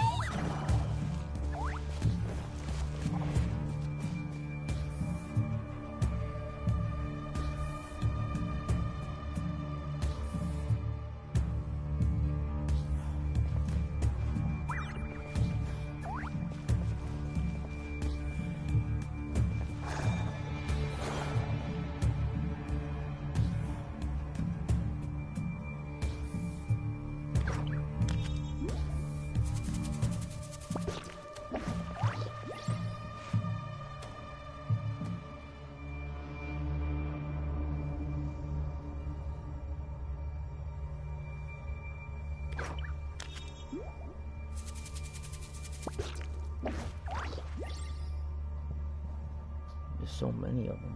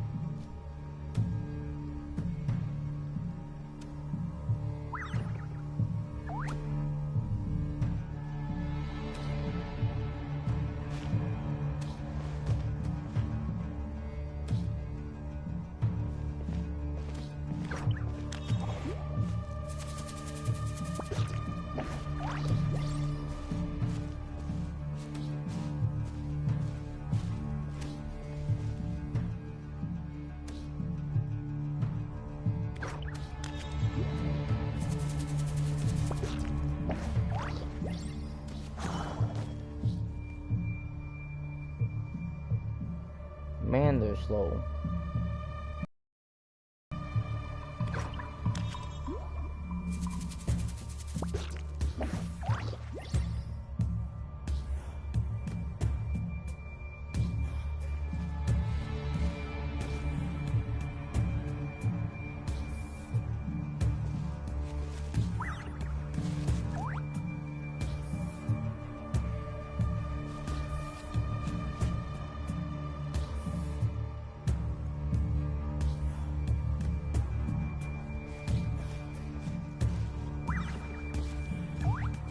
Keep going. We're nearly there. This is the final hurdle.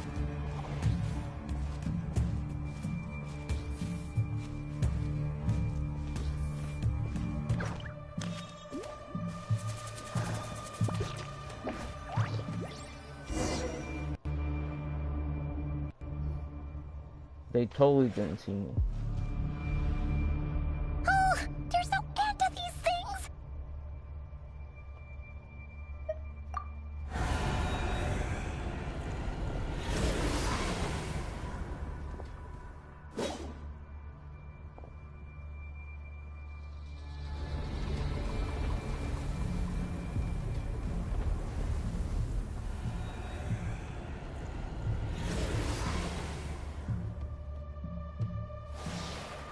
Fire.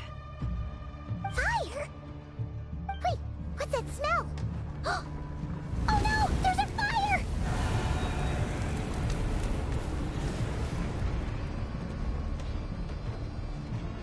Oh, you know. Is that her?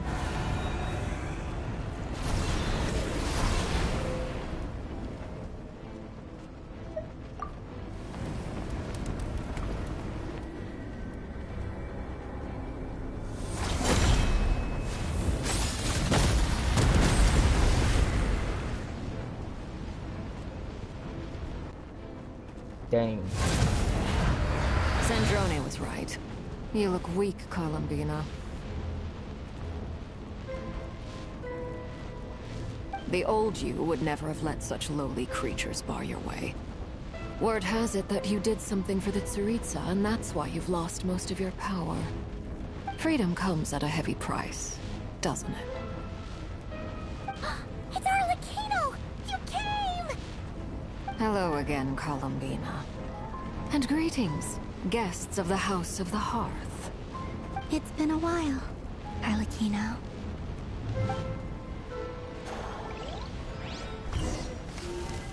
Okay.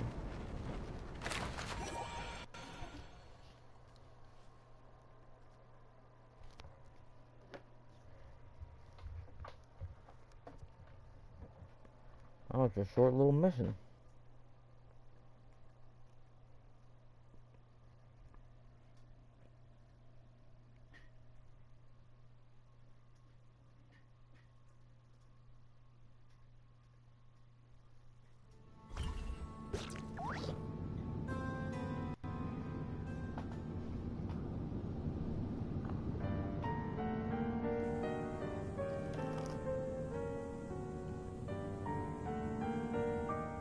Stupid right here of stupid Solnari. Ugh, whatever. I've got all the data I need. Next time we meet, you're finished.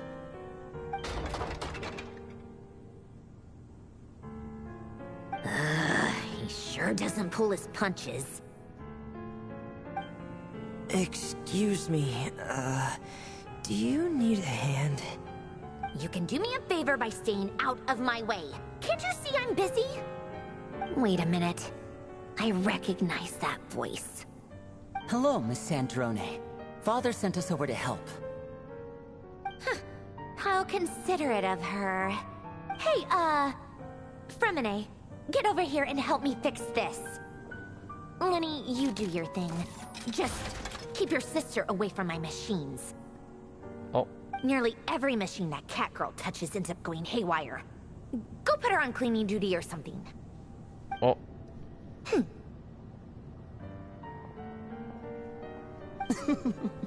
Then let's start downstairs.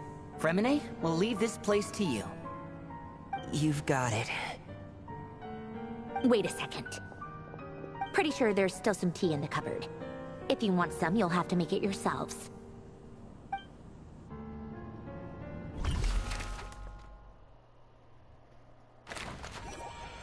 The whole gang. At the secret base.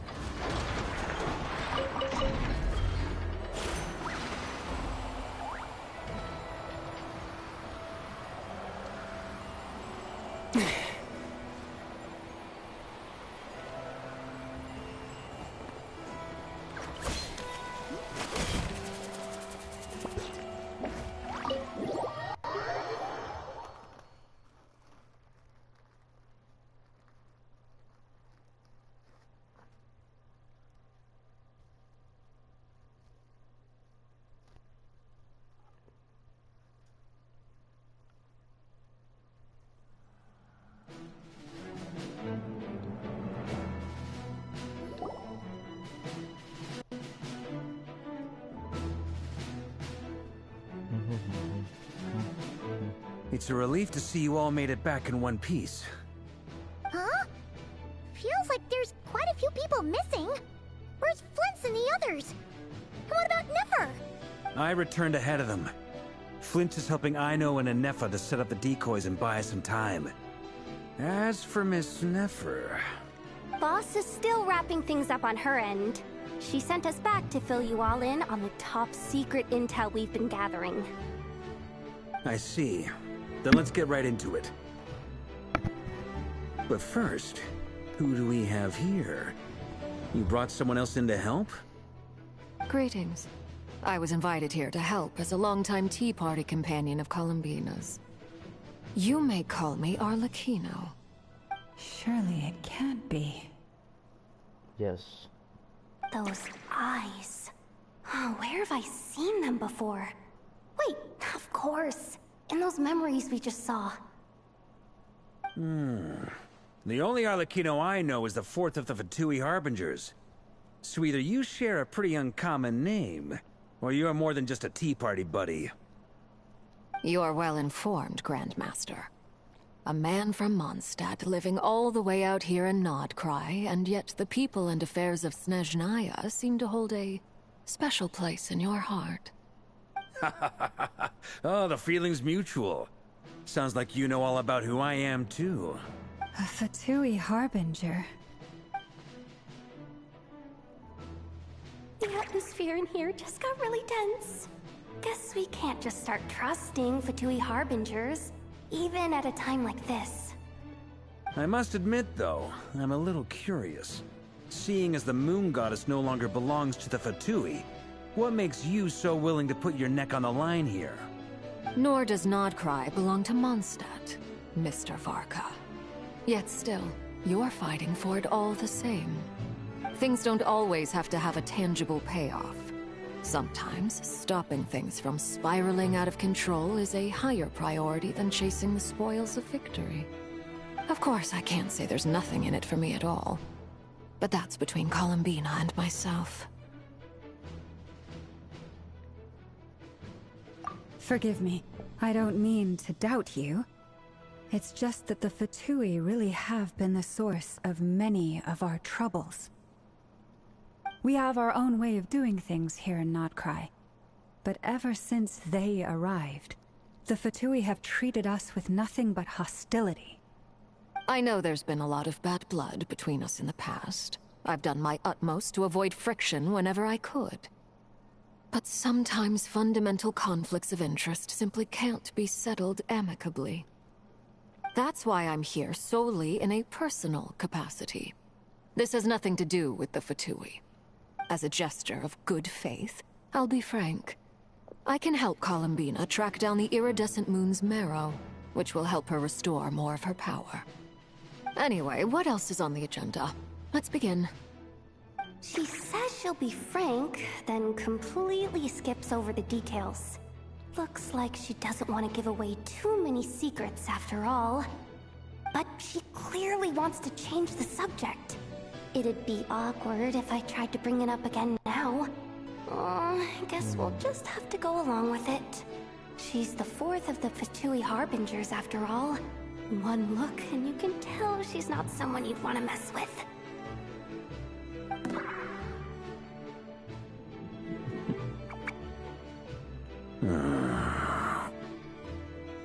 Well, since Miss Arlecchino sounds confident in her ability to handle that, we'll proceed to the next topic. Yehoda, time to share that top-secret intel. Spill the All right, beans. listen up, everyone. First, we now know that Rerir was originally a Conrian secret agent whose primary mission was to hunt down and assassinate the so-called Dregs of the Crimson Moon. The Dregs of the Crimson Moon? Mm-hmm. In the memories, there was a lot of talk about the Crimson Moon and Eclipse, and a whole bunch of other stuff from the time of Conria.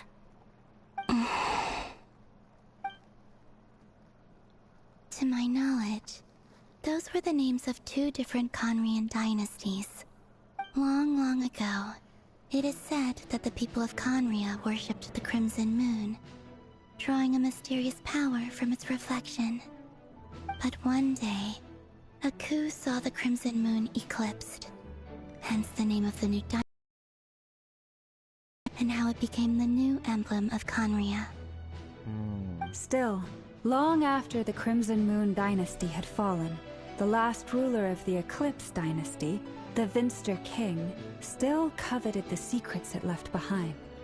So, he sent the Rehir of Solnari to secretly hunt down the Crimson Moon's few remaining followers. In those days, Rerir showed no signs of madness. In fact, he was as normal as any other person. Oh, and he had a fiancé, or at least a would-be fiancé, called Tholindis. What's the matter?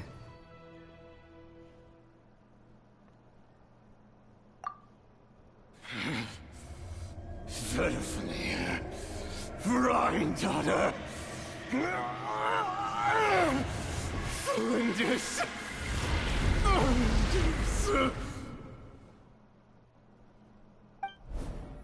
Interesting.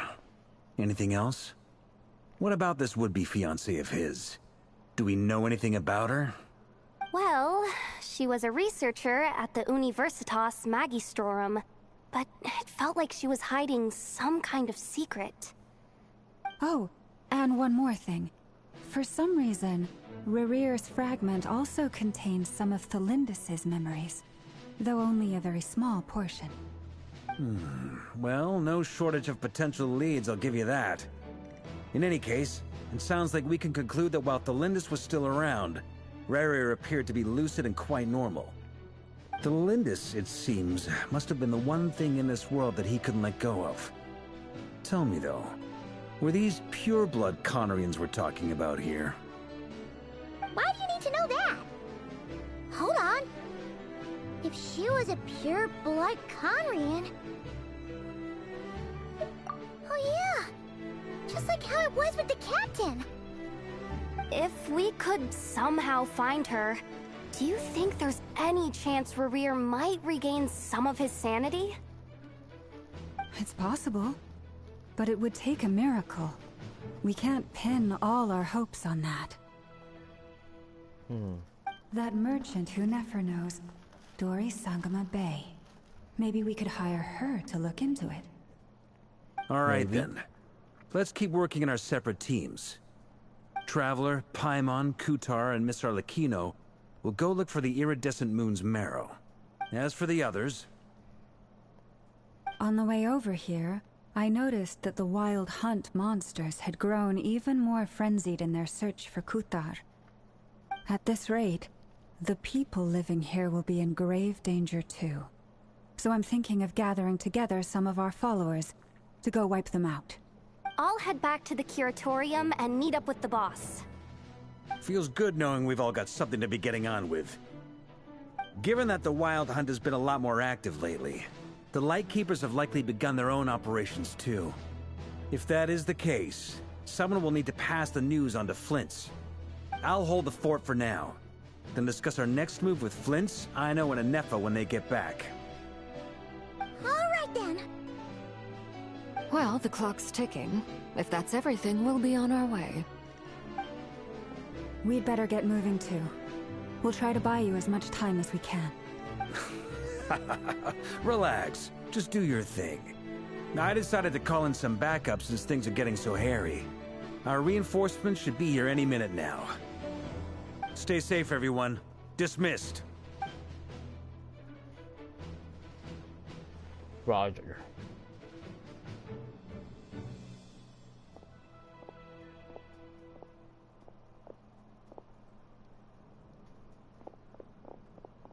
We're back. Did we get here a little early? Or a little late? A tad late. The others have already set off. To summarize, our resident moon goddess has found us a new ally, and Boss Nefer has uncovered some promising info. Everything going smoothly on your end? Not great. I don't know how long we can stall them for.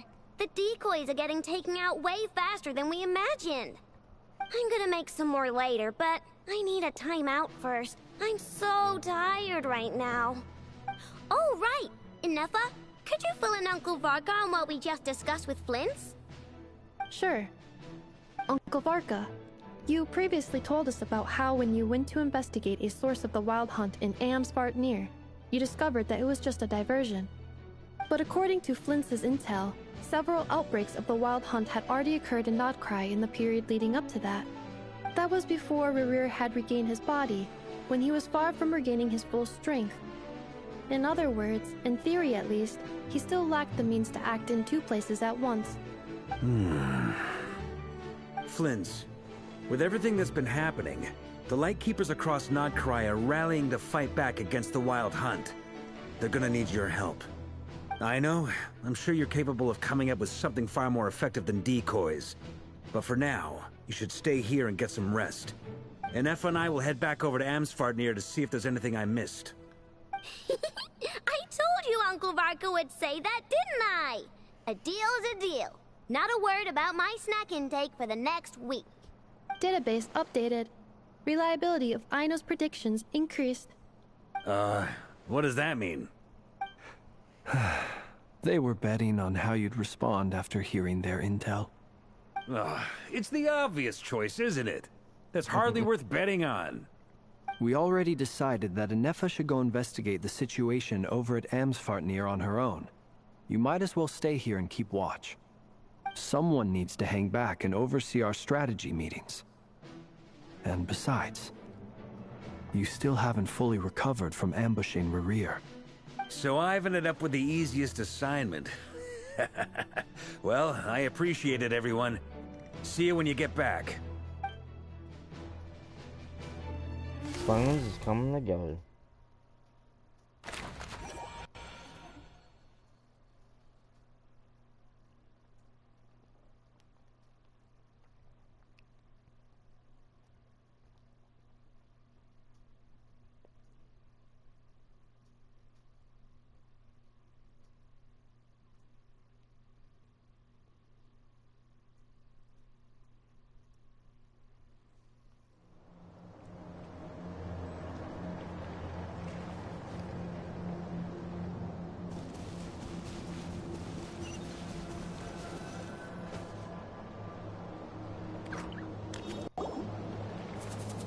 Here, this will serve as a good spot to cross over.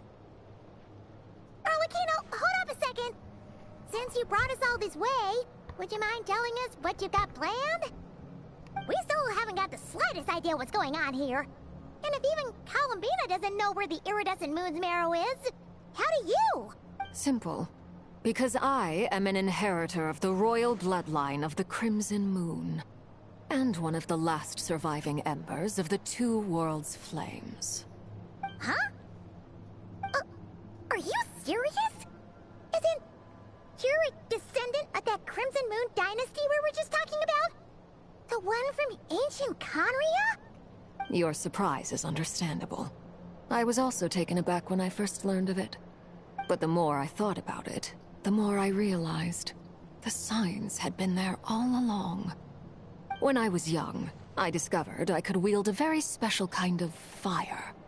It coursed like blood through my veins and smoldered away inside my nerves. What's more, whenever I experienced strong bursts of emotion or drew too deeply on this power, it was like some kind of presence within the fire would begin to gnaw away at me, consuming me from the inside out. Exactly. That is why my hands are like this too. At first, I saw it only as a curse, but once I became a harbinger, the Jester apprised me of the truth. Together with my own investigations, over the past few years, there are several things that I have gradually come to understand. For instance, take the so-called Crimson Moon. In truth, it is nothing more than the shattered remnants of the iridescent moon, fused with the Abyss to prolong its lifespan. Since this blood flame was bestowed upon me by the Crimson Moon, it is a fusion of the iridescent moon's former power and the corruption of the Abyss. You all understand the nature of the Abyss well enough. I draw upon its power, and in return, it hungers for my soul. This strange blackness is the mark of corruption it has left behind. If I recall correctly, you once told me that if the corruption ever made it to your heart, you'd become a completely different person. Yes, and that's the reason I'm always careful not to push my power too far. It's essentially a never-ending tug of war. Oh, sounds intense. Anyway, the rest of my story can wait. Is there anything else about the Crimson Moon or the Iridescent Moon that you're unclear about? Paimon has a question. So, the Crimson Moon that the Carians used to worship was actually the Iridescent Moon, right? Which was one of the three Moon Sisters. Does that mean that the Carians were to the Crimson Moon as the Frost Moon Scions are to the Frost Moon? So much of that history has been lost. We have no way of knowing exactly what they were like. But I would suspect that the Conrians weren't as devout in their moon worship as it might appear. The iridescent moon's remains simply served as their link to the Abyss.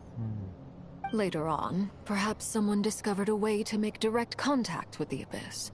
Or maybe there was some kind of ideological divide. Either way, a dissenting faction staged a coup and drove out the royal heirs of the Crimson Moon dynasty. Still, even with the dark sun looming high overhead, the Crimson Moon's glow never truly faded. If you want living proof, it's standing right before you. The first time we met, I sensed something familiar in your presence. When I looked at you, I felt I could see that mysterious red moon in the corner of my eye. In your flames, I saw its broken image, surrounded by a strange black aura. Well, I appreciate that you kept it to yourself. Much about the Crimson Moon is still a mystery, and I'd prefer not to end up as the object of an insane research project. Anyway, time is against us here, so if there's any other questions, they'll have to wait. I just want to make sure I've got one thing straight. In her letters, Sandrone mentioned that since you are unable to contain the iridescent moon's marrow yourself, you intend to leave it in my custody. Correct? That's right. For now, it's the only way I can pay you back for your help. The iridescent moon is already part of who you are. So with its marrow in your possession, you'll be even more powerful than before. Deal. Then let's get started. Get what started? What is this place? fireplace have to do with the Crimson Moon? When I first became a Harbinger, the Jester gave me a book called Paranhari, also known as Leobranto Innamorato. You should be able to buy a copy next time you're in Fontaine. It's a love story set in the Crimson Moon era. But setting aside the tangled romances of its characters, it also records a few interesting details.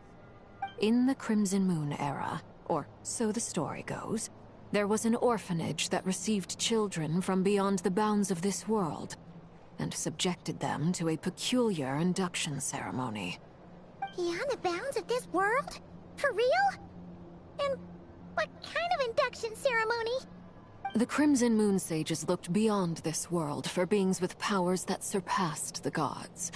But fearing they might lose control, they subjected these children to a process of refinement. Of course. They made these children crawl up a fireplace and kept asking them, "Have you died? Did you see it?" Until they finally admitted to having died and seen a crimson moon. The adults embraced the children who passed the ritual, telling them, "Within the fireplace, you have traversed the flames between two worlds. Here and now, you are born anew." The book leaves much unsaid, but I suspect that this was their way of branding the children they had enrolled, leaving an indelible mark upon them so that they would forever live in the Crimson Moon's light. That explains why I can't sense the Crimson Moon's marrow in this world. It makes sense that it would be sealed in a special space that can only be accessed temporarily through some kind of ritual. But there's no fireplace here. Do you see a chimney anywhere? Oh, are we supposed to build it ourselves? Okay, fine. Paimon will go find some bricks. That won't be necessary. The fireplace is purely symbolic. The key to the ritual is crossing the flames between two worlds. In other words, the flames that burn within me. Those burned away by such flames leave behind a kind of ghostly afterimage in the world. In the days of Conria, people believed they could be used to bridge the gap between the two worlds of life and death. In short, I can open a passage to that space for you. That's the easy part. But what's the catch? The catch is I'll need to stay on this side to keep the passage open. So I won't be able to come with you. Once you're inside, you'll have to find your own way. Look, I haven't played this before. It's just, you know, I know how these things go, you know? Very well. Then I'll open it up. Traveler, spare me a little more moonlight if you would. I may need it.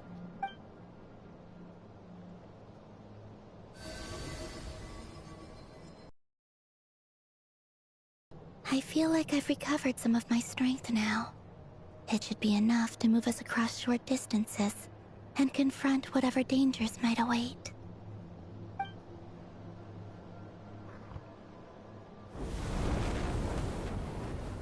Mistress of the seven hues of ages past, great mother of the present, crimson-clad sovereign of the two realms, by fire severed, by fire renewed, I offer myself now and beseech your descent.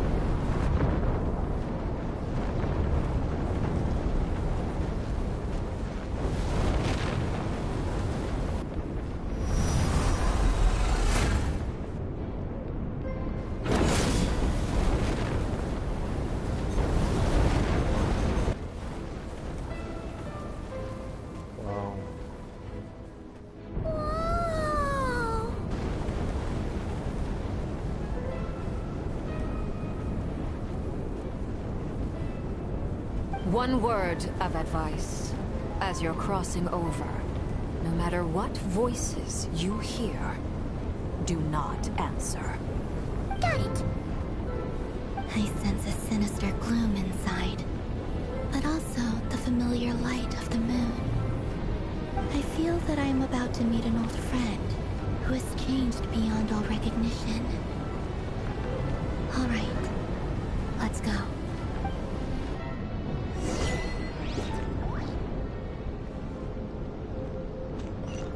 That's crazy.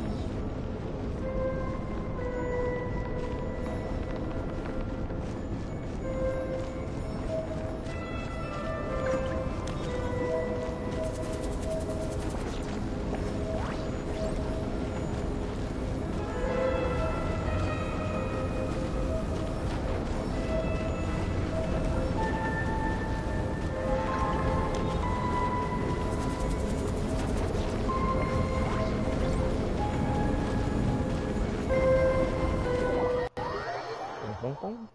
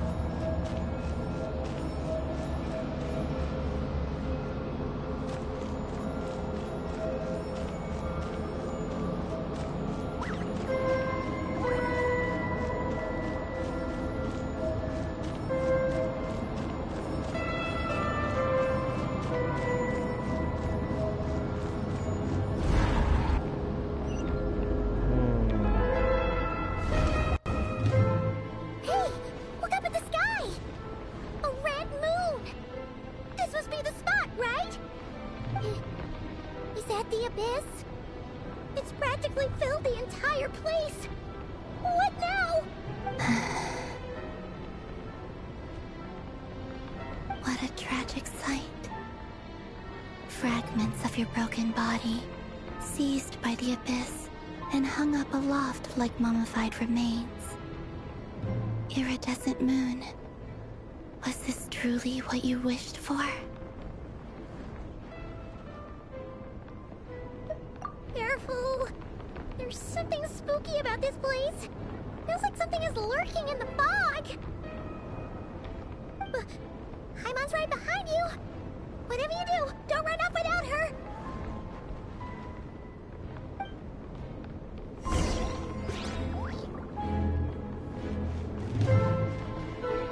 By the way, Kalamina, didn't you tell us that the iridescent moon had shattered into pieces?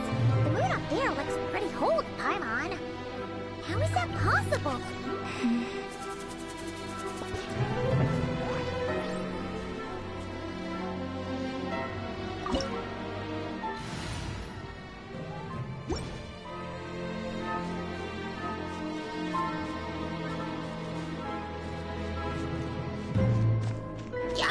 Let the show begin. Yeah.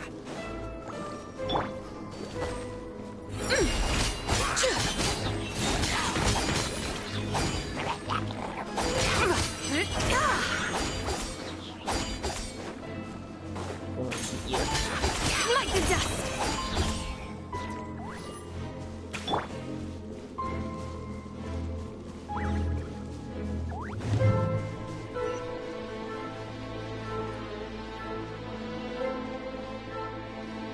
Just like I thought. It was only a facade.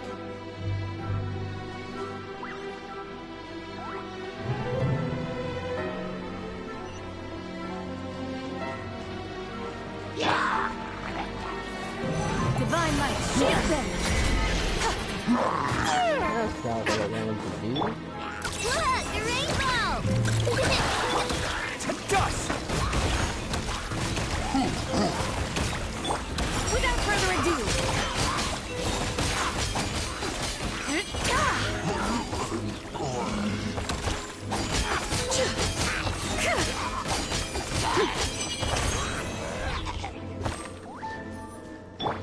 I'll protect us.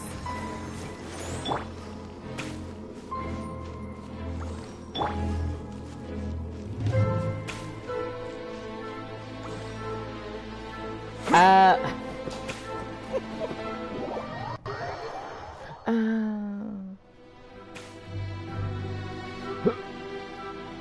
we go. I just walked right off.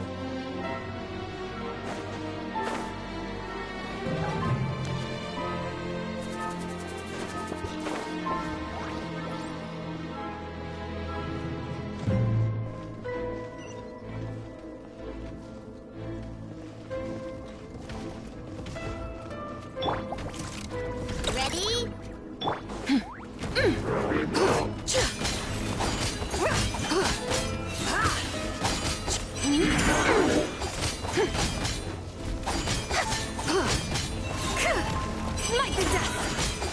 Let's dance.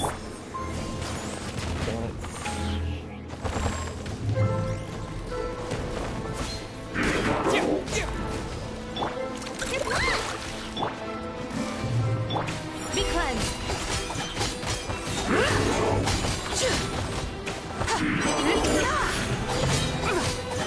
Lofty wisdom will show us the way.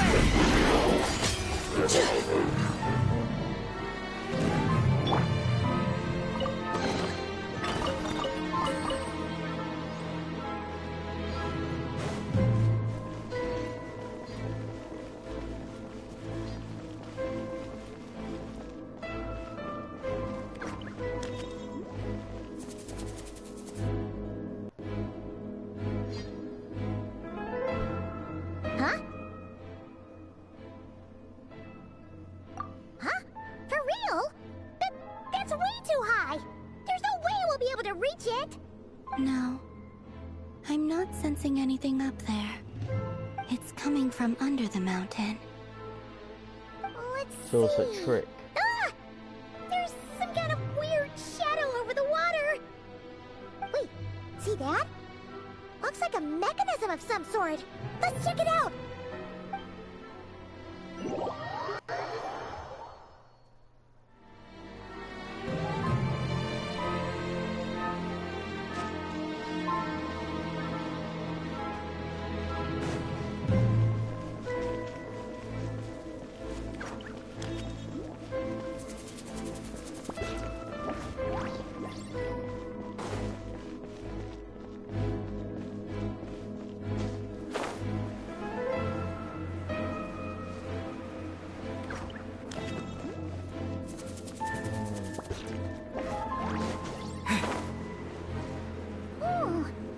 Looks like a device from the time of Kalia.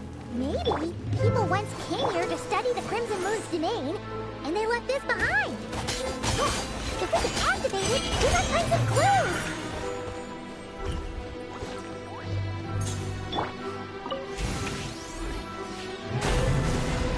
Oh, it shows abyssal filth. It's like pure energy, pure light.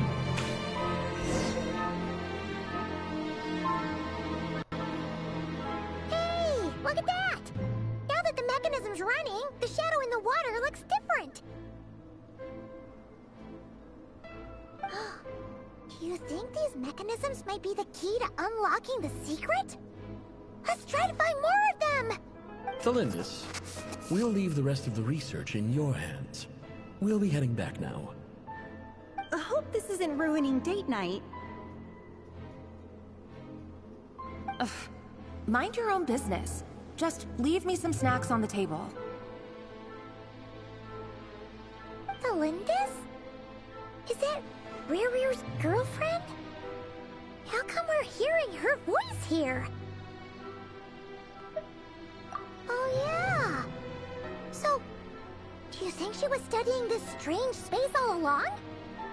The Abyss has made this space extremely unstable. Maybe that's why some of the things she said and did were preserved here. Like echoes. Or after images. Whenever I see this view, it takes me back to a poem from my childhood. Waning moon, oh lifeless damsel, weeping on the mountain crest. Mourning still in wistful tone, her fragile soul now laid to rest. For me, of all people, to be here investigating the mysteries of the Crimson Moon space. Is it a coincidence? Or something more?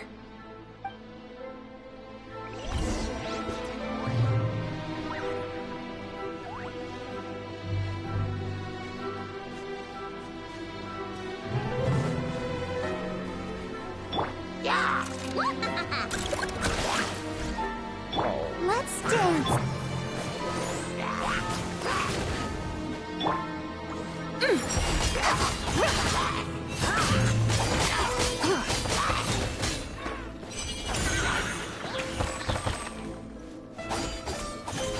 There's an exclamation mark so then. That's weird. Oh, looks like the Abyss has messed up this mechanism. We need to find a way to get it working again. Let's see if there are any other devices nearby.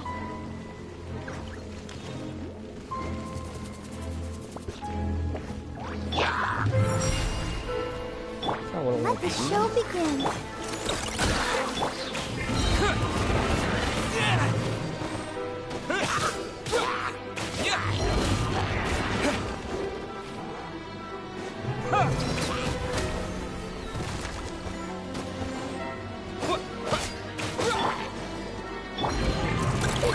Go Claw! Without further ado,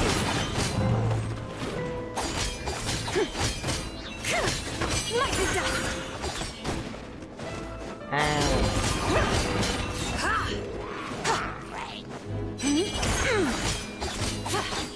I'll protect us.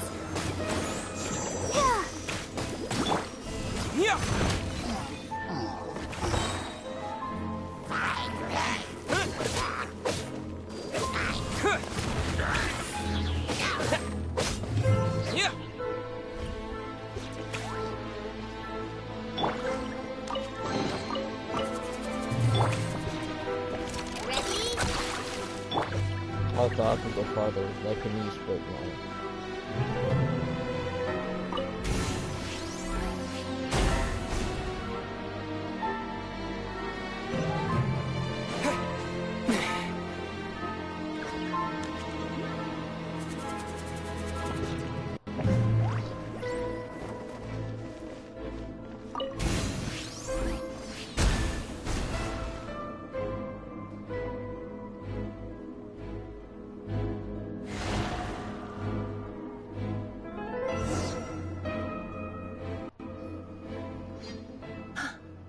I see.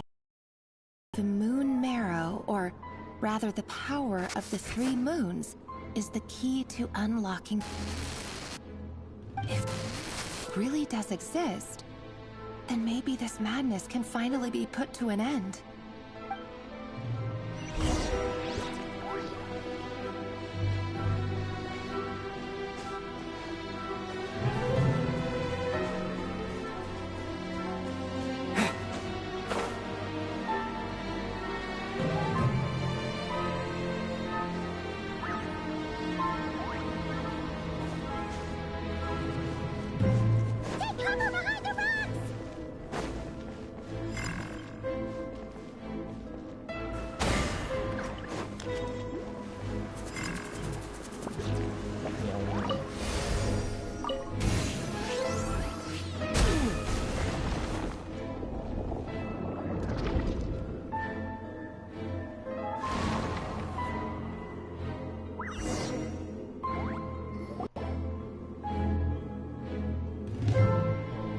With the Abyss inhibitors in place, I should be able to access the chamber with the moon marrow.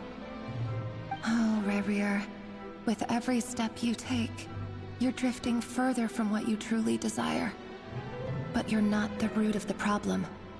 Ever since that outsider set foot in Conria, the Vinster King has sunken deeper into madness. If only I could get my hands on that outsider.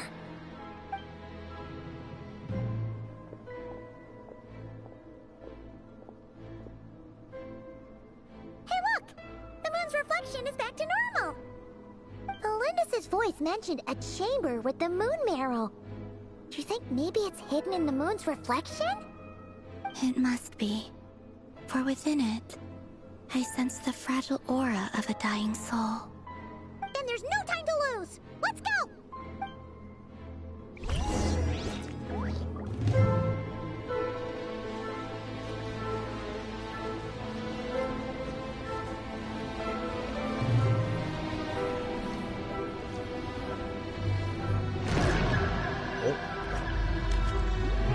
That's so good.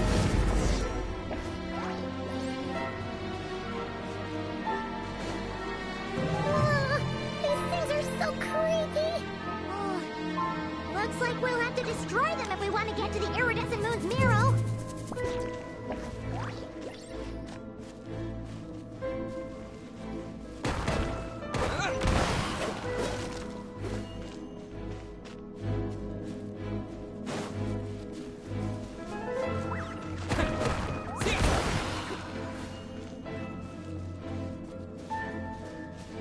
That must be the iridescent moon's Miro!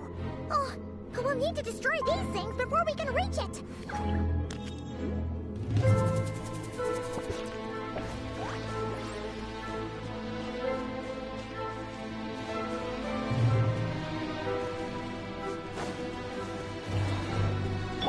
Let the show begin!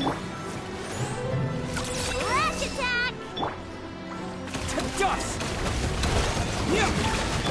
The sky blue, the blaze moon shines!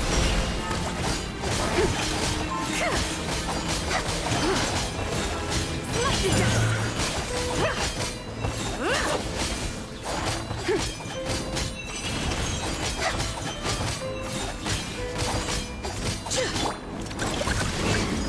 I'll protect us.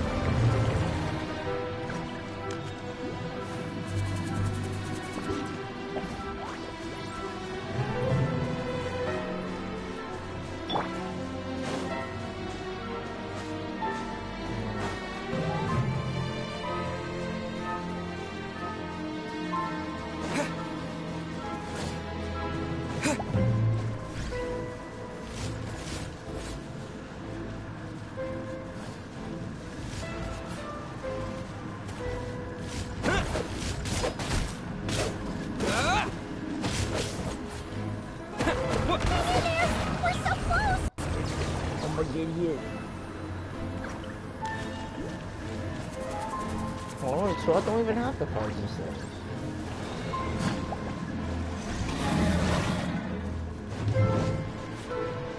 Terra Smash! Okay, so.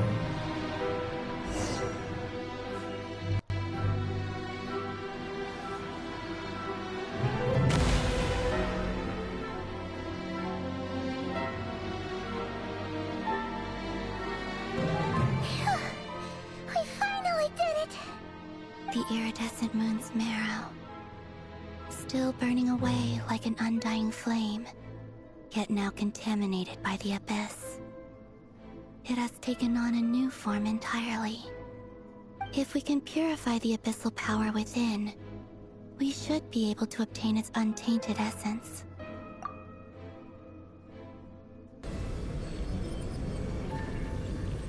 Good work, though.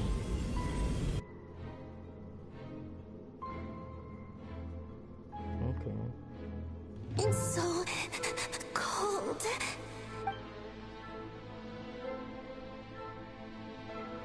Is it you? Are you here? Huh? Are you talking to us? At long last, I can see you once more. Our fates have crossed, and I am finally free. I'm sorry, I lied to you.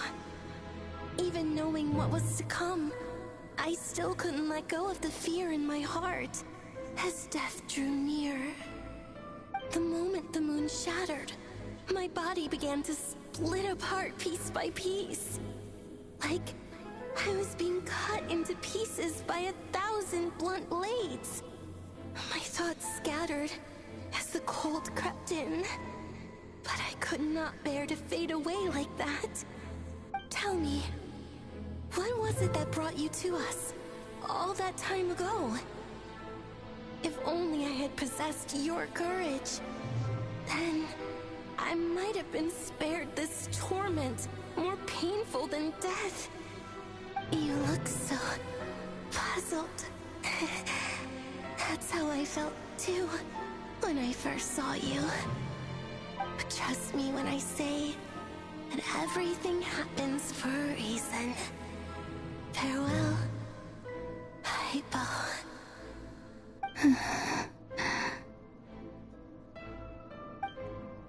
What was that all about? Was that the goddess of the iridescent moon? It sounded like she was speaking to a long-lost friend.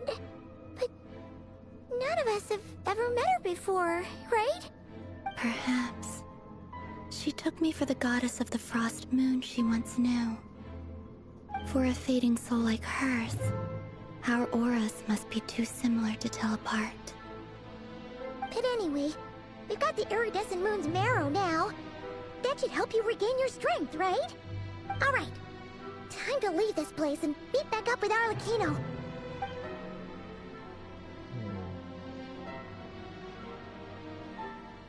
That's odd. This place looks different than when we came in. Waning moon, huh? oh lifeless damsel. Oh.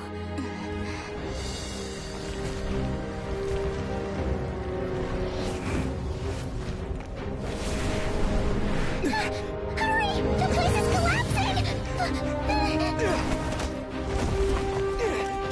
It wants to trap us here. Who's it? The Abyss? Now we've taken the moon marrow. All that's left here is a dark will. It will show us no mercy.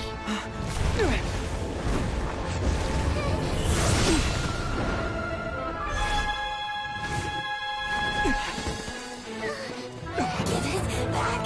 The crimson moons! My marrow! My heart!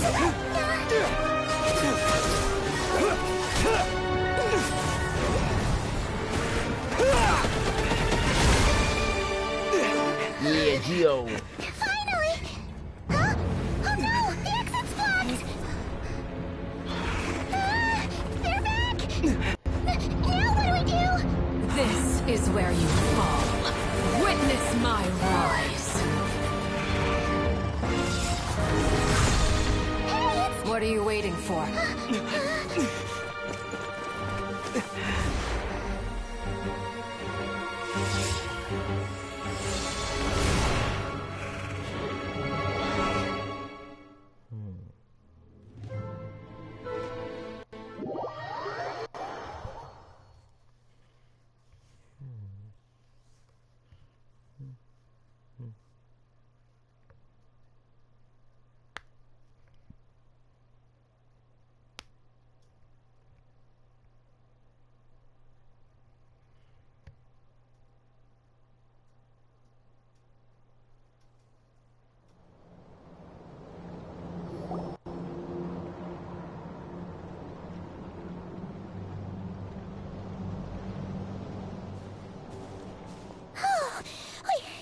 We made it! Was that you, Arlecchino? Did you save us? Wait, your hands! They're... Oh, this? Don't worry. It's a small price to pay. The Abyss wanted to trap you inside, and I defied its will by bringing you out. No wonder it's a little angry. No. I have paid the price, albeit a small one, and it cannot be undone. My hands have already fused with the Abyss. Purification would simply destroy whatever's left of them. But surely... Oh... We're so sorry, Arlecchino. Paimon can't believe you'd make a sacrifice like this for us. As much as I'd like to call it a favor, the truth is I was simply holding up my end of the deal. Well, Columbina. Yes, you did your part. And as promised, I will leave the iridescent moon's marrow in your care. From this day forth, may the two worlds' flames burn.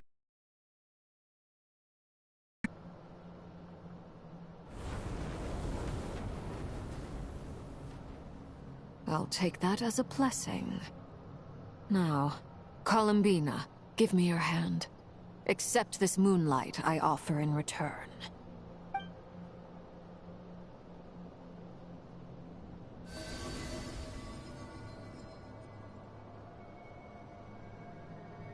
It's cool.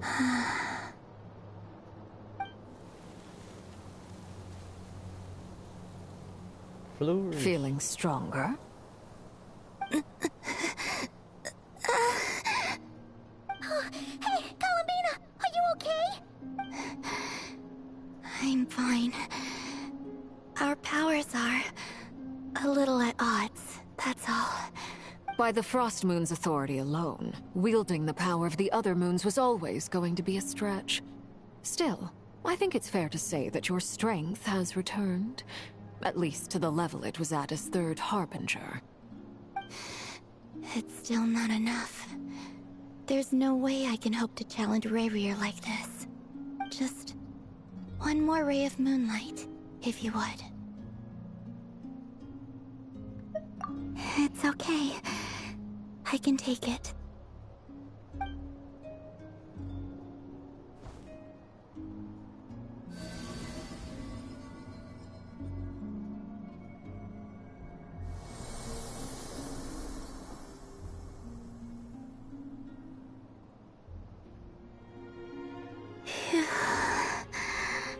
How about now?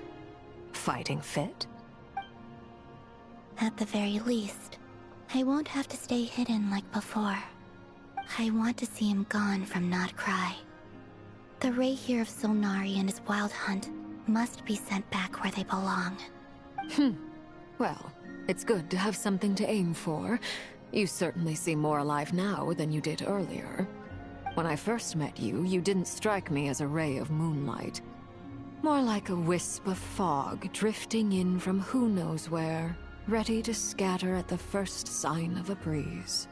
But now, you're full of vitality.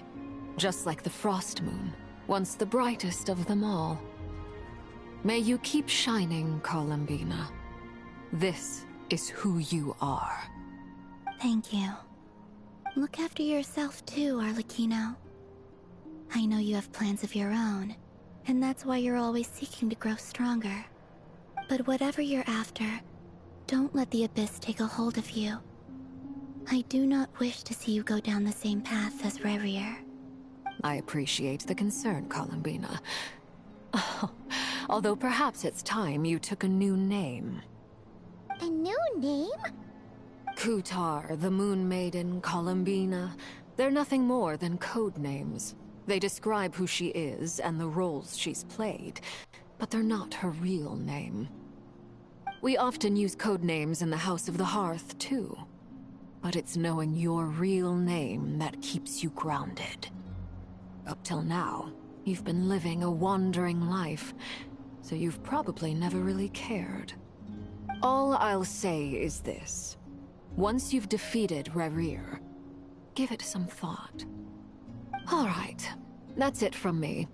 I'll get you back safely first, then go meet up with Sandrone. You're the best! I appreciate the gesture. It speaks to your good character. Anyway, let's get going. There are more urgent things to do right now than trade compliments.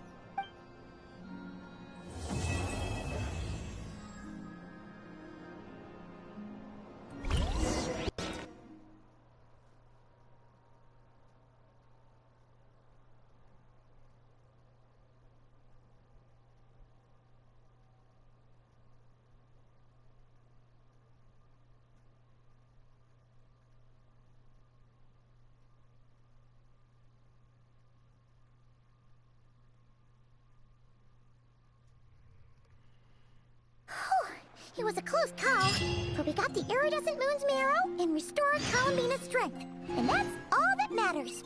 In other words, Mission accomplished! Paimon wonders how everyone else is doing.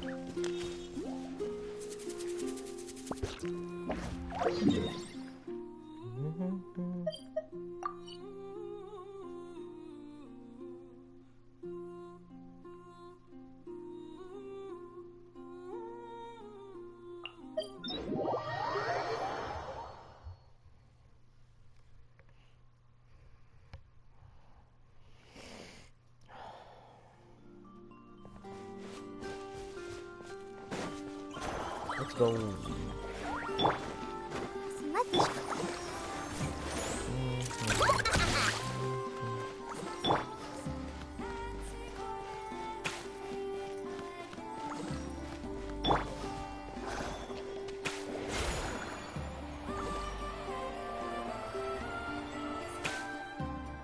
Oh.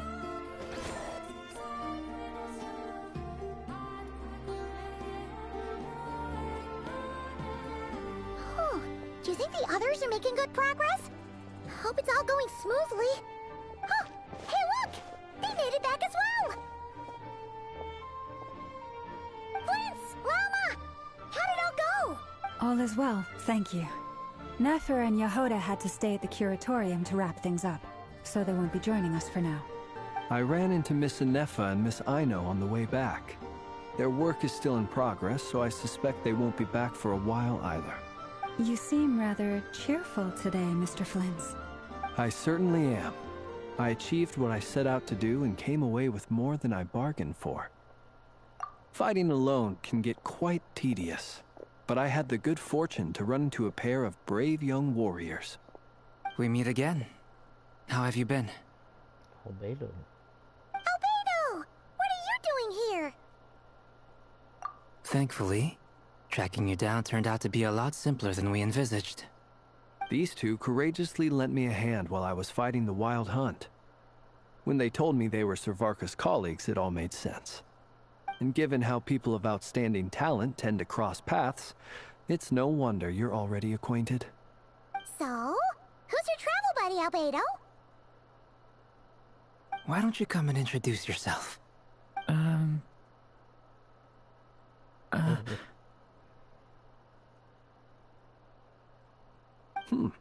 A gentleman of few words, I see. And a rather stern countenance. I presumed you were acquainted with him. Is that not the case? It's nice to meet you. Again. We've technically met before. Wait a sec! You're Minnie Durin! That's right. It's me. I'm glad to see you again.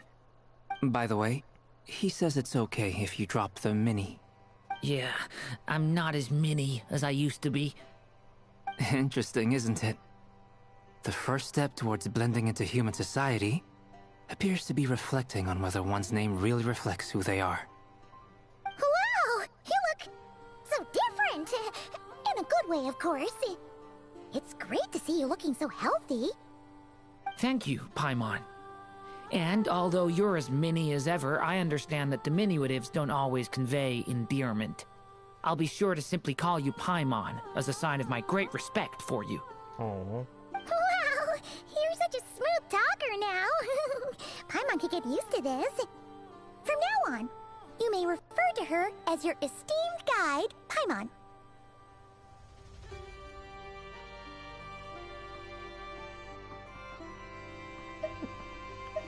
Personally, I think our little Paimon is the perfect size. When people call her Little Paimon, it's just because she's so adorable that they can't help themselves. If that's not a sign of endearment, what is? You're absolutely right, Miss Llama. My brother still has a long road ahead of him when it comes to understanding human relationships. Anyway, speaking of long journeys, didn't Columbina, leave with you? How come she isn't back yet? She's been catching up with old friends. Wouldn't be surprised if she stopped for a cup of tea or 10 on the way back. Uh-oh. People are talking about me. Hope it's nothing negative.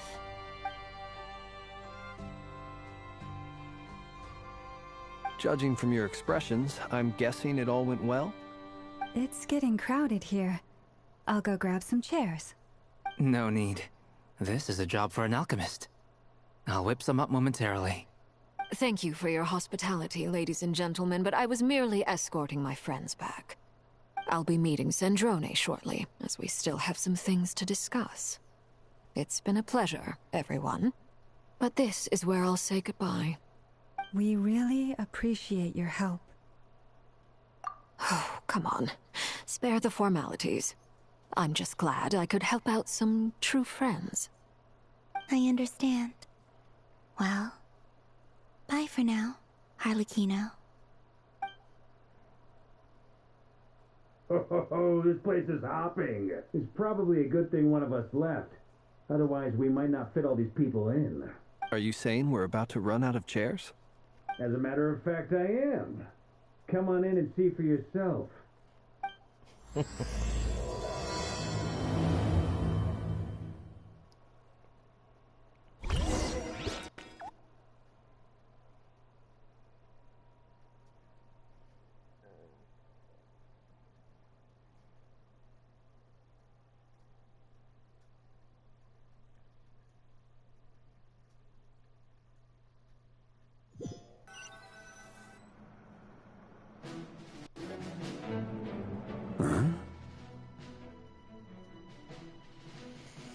Well, I'll end this stream right here, and we'll get back to it another time.